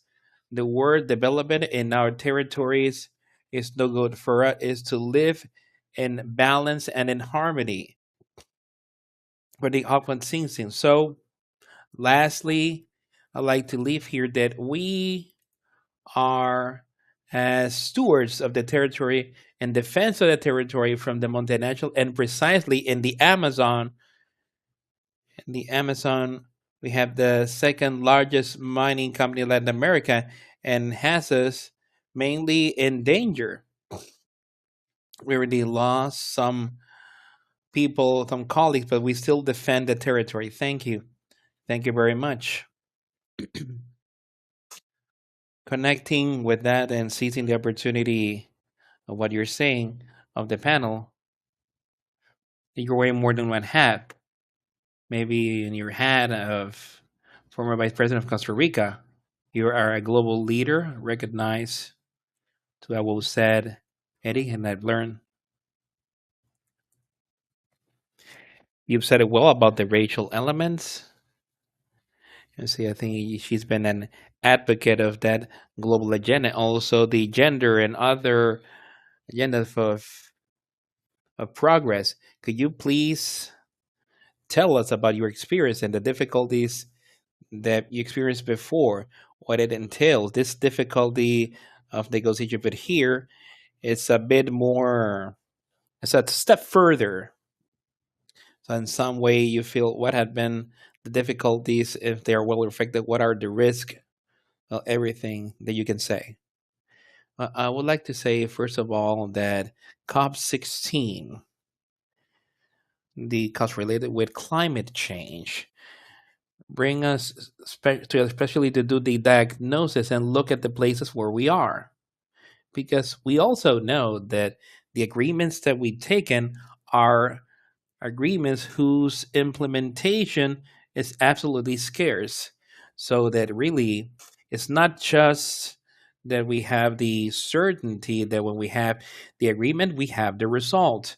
What we do is we seize the opportunity of strategic moments to reach agreements that have to do much more with the vision we have of the future that we want, and to find the way that we can enter into new pacts, new agreements from society. And in this regard, I would like to say that we are then facing groups that historically have been denied, historically taken out from the spaces of power and decision making. And well, you need to analyze in general who are those that are in the power structure of all institutions, who are at the structures of power of the country. They have plenty of more resources, and let us understand a little bit that we are in a struggle for the new social pact, that is the new pact, the all one puzzle as to survive as humanity, who are out at this hemisphere. We've had the Afro-descendant people out, according to data that we have. I mean, that's official data. Talk about 154 million people officially. Non-official, we know that is more than 200 million people, according to the ICLAC and the information. And this data is simply, I use them so that we can have an idea as of the reality, the condition of a young, an Afro-descendant young man or woman. It has an absolute disadvantage from the start by the fact of being born, already facing a series of structural limitations that do not allow you to have quality education. It does not exist. Access to drinking water, potable water, things that will be super elementary, connectivity, health, hope of life. Death, for instance, an Afro descendant woman in a country like Ecuador, they have 5 times more likelihood of dying for giving birth for preventable causes, 5 times more. So we're talking about the life. And so when we look and face these debates, what we need to face is the possibility that who have been out would enter in, at least into the negotiation table, at least to be recognized that with an ancestral history that will ensure the preservation of natural resources of those that were inherited by prior generations. That is, an ancestral knowledge that allows them to show humanity that the way in which they've understood the debate, to say this word, or the well being, the way you can relate with all resources,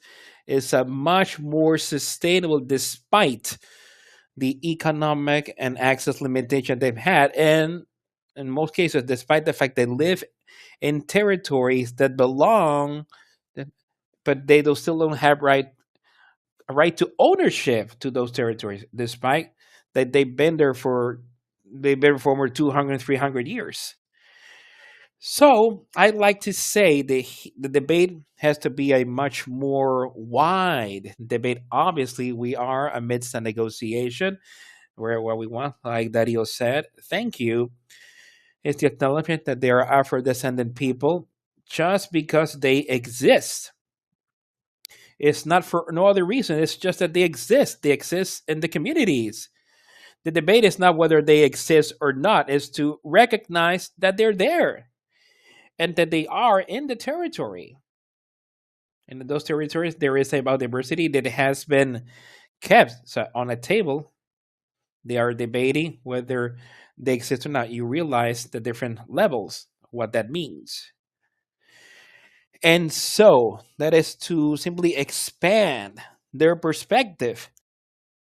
They want to think about the future of the planet, want to recognize the planet at hand and the present and in the past, because the only way in which the resources we share as a humanity can be saved so that we may survive as a humanity, and according to knowledge that those people have had, that they've accrued across their whole history. And I like to say that this is a fundamental debate today.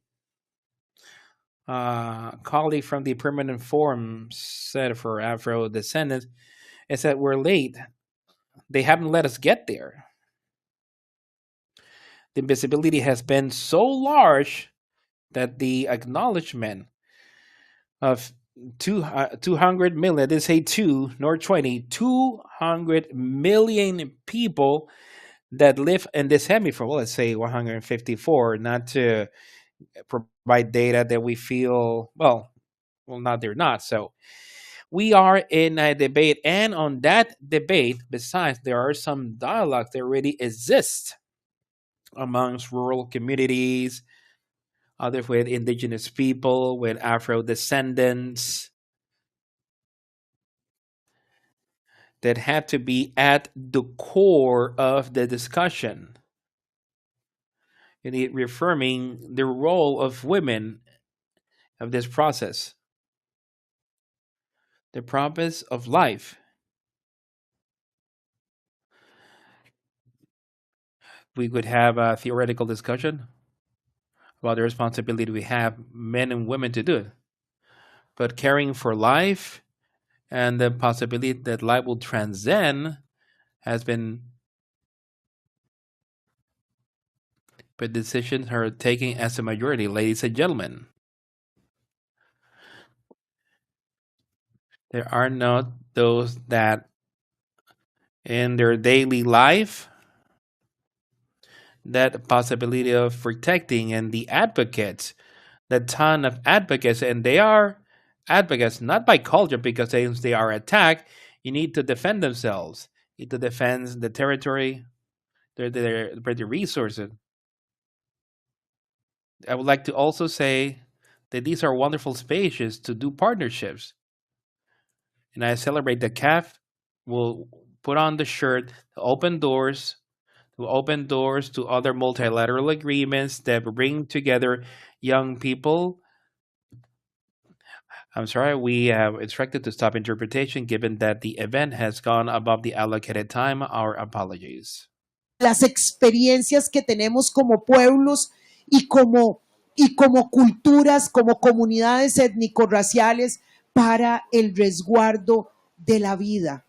Pero finalmente no es ni para eso, es para que seamos capaces de tener ese acuerdo en donde la dignidad de cada persona esté garantizada y de los colectivos de los que somos parte podamos seguir actuando como lo que yo llamo la gran tribu global.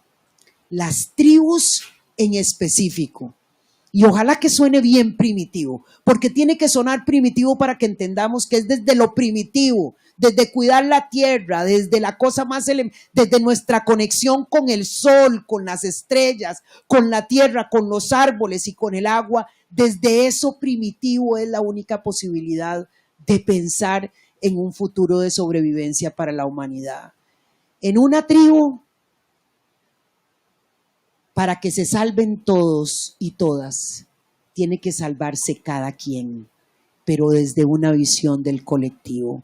Y si se salva uno o una, no está salvando el colectivo y el territorio y lo que significa. Entonces, creo que las comunidades, los pueblos afrodescendientes, por los que hoy estamos luchando, que se reconozca la existencia que es simplemente la realidad. Es como que estuviéramos peleando hoy para que veamos afuera y decimos, pero es que es de día, es que es de día, existimos, pero resulta que en esos acuerdos el día no se ve tan claro como lo estamos viendo todos y todas nosotras, y es fundamental que si queremos avanzar, seamos capaces de que esos conocimientos acumulados de los pueblos afrodescendientes se junten con los conocimientos de los pueblos indígenas, de las comunidades rurales, de quienes han entendido que el río es necesario, que la vida es necesaria para la producción y que el pacto entre nosotros y nosotras pasa porque nos entendamos iguales, nadie por encima de nadie y cada quien haciendo la parte que le toca para heredar a las generaciones del futuro. Muchas gracias. Muchas gracias. Me van a tener que disculpar en el panel, pero me acaban de avisar de la cabina de regia que tiene que pasar al próximo evento. Entonces, nada, quisiera decir que ha sido realmente un lujo, ¿no?, tener este panel. Aquí con los dos representantes, ¿no?, de la comunidad indígena y del foro indígena y del foro afrodescendiente, bueno, no sé si presidentes, expresidentes o como sea, con Juan Pablo, que aparte de haber sido el líder para la implementación del acuerdo de Escazú, es también una persona que trabaja en ayudar en formar jóvenes líderes para mejorar las negociaciones, y con Zulay, que hemos tenido la oportunidad, con Zuli, perdón, que hemos tenido la oportunidad tanto de compartir hoy como en estos días, ¿no?, y que nos dejáis unos mensajes muy importantes en este diálogo entre generaciones en un tema tan importante como es el acuerdo de Escazú, que es la defensa de los derechos de los defensores ambientales, hecho con una perspectiva, ¿no? Le dice el lema, la biodiversidad nos une. Yo creo que esto nos ha unido aquí, no podíamos terminar con menos, ¿no?, hablando de jóvenes defensores, ¿no?, que terminar hablando de Escazú, y que también en ese caso nos une pues la posibilidad de tener todas estas organizaciones con las que hemos podido colaborar, Climalab, Movilizatorio, Life of Pachamama y Abdivoca, con las cuales hemos venido colaborando en este proceso y que vamos a seguir tejiendo redes, ¿no?, de cara al futuro. Uno de los paneles, el inicial, era de la conexión de clima y biodiversidad. Bueno, pues tendremos que seguir en la lucha. Siento que no tengamos más tiempo, pero son las, como se dice, como dicen en televisión, los problemas del directo. Muchas gracias.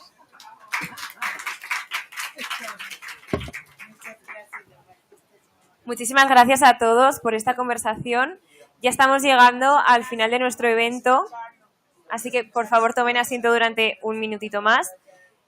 Como cierre de este evento, nuestro vicepresidente corporativo de programación estratégica, Cristian Asinelli, nos ha dedicado unas palabras sobre las oportunidades desde las juventudes para la protección de la biodiversidad. Por favor, adelante con el vídeo de Cristian Asinelli. Muy buenos días a todos y todas. Para mí es un gusto estar cerrando este diálogo intergeneracional entre líderes y lideresas que llevamos adelante desde CAF como parte de nuestro aporte a la COP16 de Biodiversidad de Cali. Sé que el trabajo y la dedicación de estos días han sido enormes y por eso quiero felicitar a todos, a todas los que han aportado su granito de arena para que este encuentro fuera posible. Durante esta COP hemos integrado una vez más nuestro pabellón de América Latina y el Caribe que llamamos La Biodiversidad nos une y por el que pasaron miles de personas. En estos días también pudimos desarrollar una agenda ambiental muy activa que nos permitió generar nuevas alianzas y sinergias con aliados estratégicos globales como la OIJ, Climalab, Movilizatorio, Life of Pachamama y la Asociación Cultural para el Desarrollo Integral. También pudimos identificar oportunidades para las juventudes y seguir capacitando a líderes y lideresas en cuestiones claves de la agenda climática regional. Pudimos escuchar referentes y agentes de cambio de diferentes orígenes, orientaciones profesionales, ámbitos de desarrollo, hablar sobre sus experiencias, su participación en emprendimientos ambientales, en diferentes espacios de acción. Y muchos otros espacios de valor que también nos permitieron ajustar al máximo nuestra tarea de cara al futuro. Quiero saludar y agradecer a Nathalie Gervasi y toda la Dirección de Desarrollo Institucional y Capacitación de CAF por llevar adelante este espacio de enorme valor simbólico y a la vez tangible para la inclusión de los y las jóvenes de la región en temas medioambientales. Gracias también a las gerencias de CAF, de género, inclusión, diversidad, de acción climática y biodiversidad positiva, por el aporte transversal que han hecho para incluir y poner en diálogo la participación y las perspectivas de colectivos como las comunidades étnico-raciales y también la implementación de alianzas de importancia regional como el Acuerdo de Escazú. Gracias a los y las representantes y referentes de organizaciones aliadas, gracias Epsi Campbell, ex vicepresidenta de Costa Rica y referente de las Naciones Unidas, Max Trejo a la cabeza de OIJ por el empeño, el compromiso y el empuje sobre la agenda de juventudes en toda la región, la Global Youth Biodiversity Network, el País y América Futura, el Foro Permanente de Asuntos Indígenas de la ONU, a MUSIB y muchísimos otros que han participado en este evento. Como saben, en el día de ayer realizamos un laboratorio de participación juvenil sobre diversidad en la construcción de un planeta verde, por el que pasaron más de 450 jóvenes líderes de diferentes organizaciones regionales. Este evento marcó un hito verdadero en la participación juvenil dentro de la COP16, por la generación de estrategias, la integración de miradas y sobre todo por la invención de nuevas soluciones innovadoras y con mirada joven para los retos climáticos y de biodiversidad. Con este diálogo intergeneracional esperamos generar plataformas que proyecten la voz joven en el mundo y que sigan ayudando a potenciar nuestra fortaleza, nuestra innovación, nuestro impacto como una América Latina y Caribe poderosa, sostenible y resiliente. El Papa Francisco nos recuerda siempre que nadie se salva solo y que estamos todos juntos en el mismo barco. Y la lucha por la biodiversidad guarda ese mismo mensaje, el de mirar hacia el costado, el de preocuparse por los otros y el de guardar y cuidar nuestro medio ambiente, porque es el único que tenemos y nuestra responsabilidad es que nuestros hijos y nuestros nietos reciban un mundo digno de habitar. Muchas gracias a todos y todas y felicitaciones nuevamente por su compromiso. Quiero dar gracias a todos los que habéis venido por llenar este pabellón.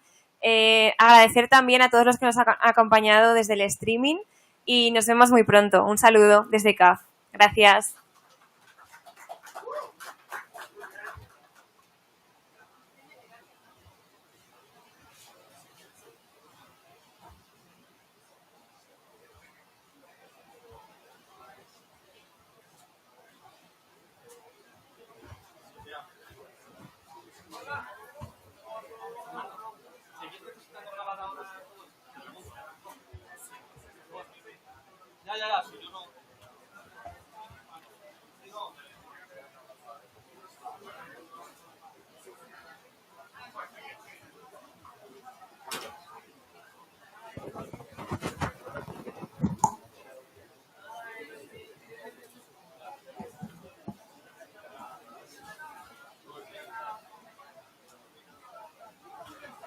Hola, hola, hola.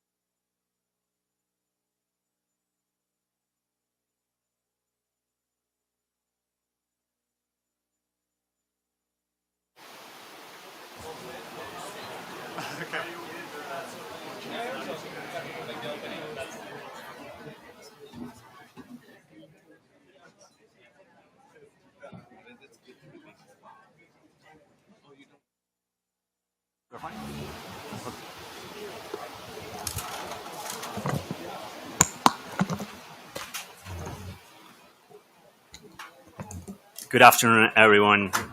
It's great to have you all here. Welcome to the CAF Pavilion. La Biodiversidad nos une. Biodiversity brings us together.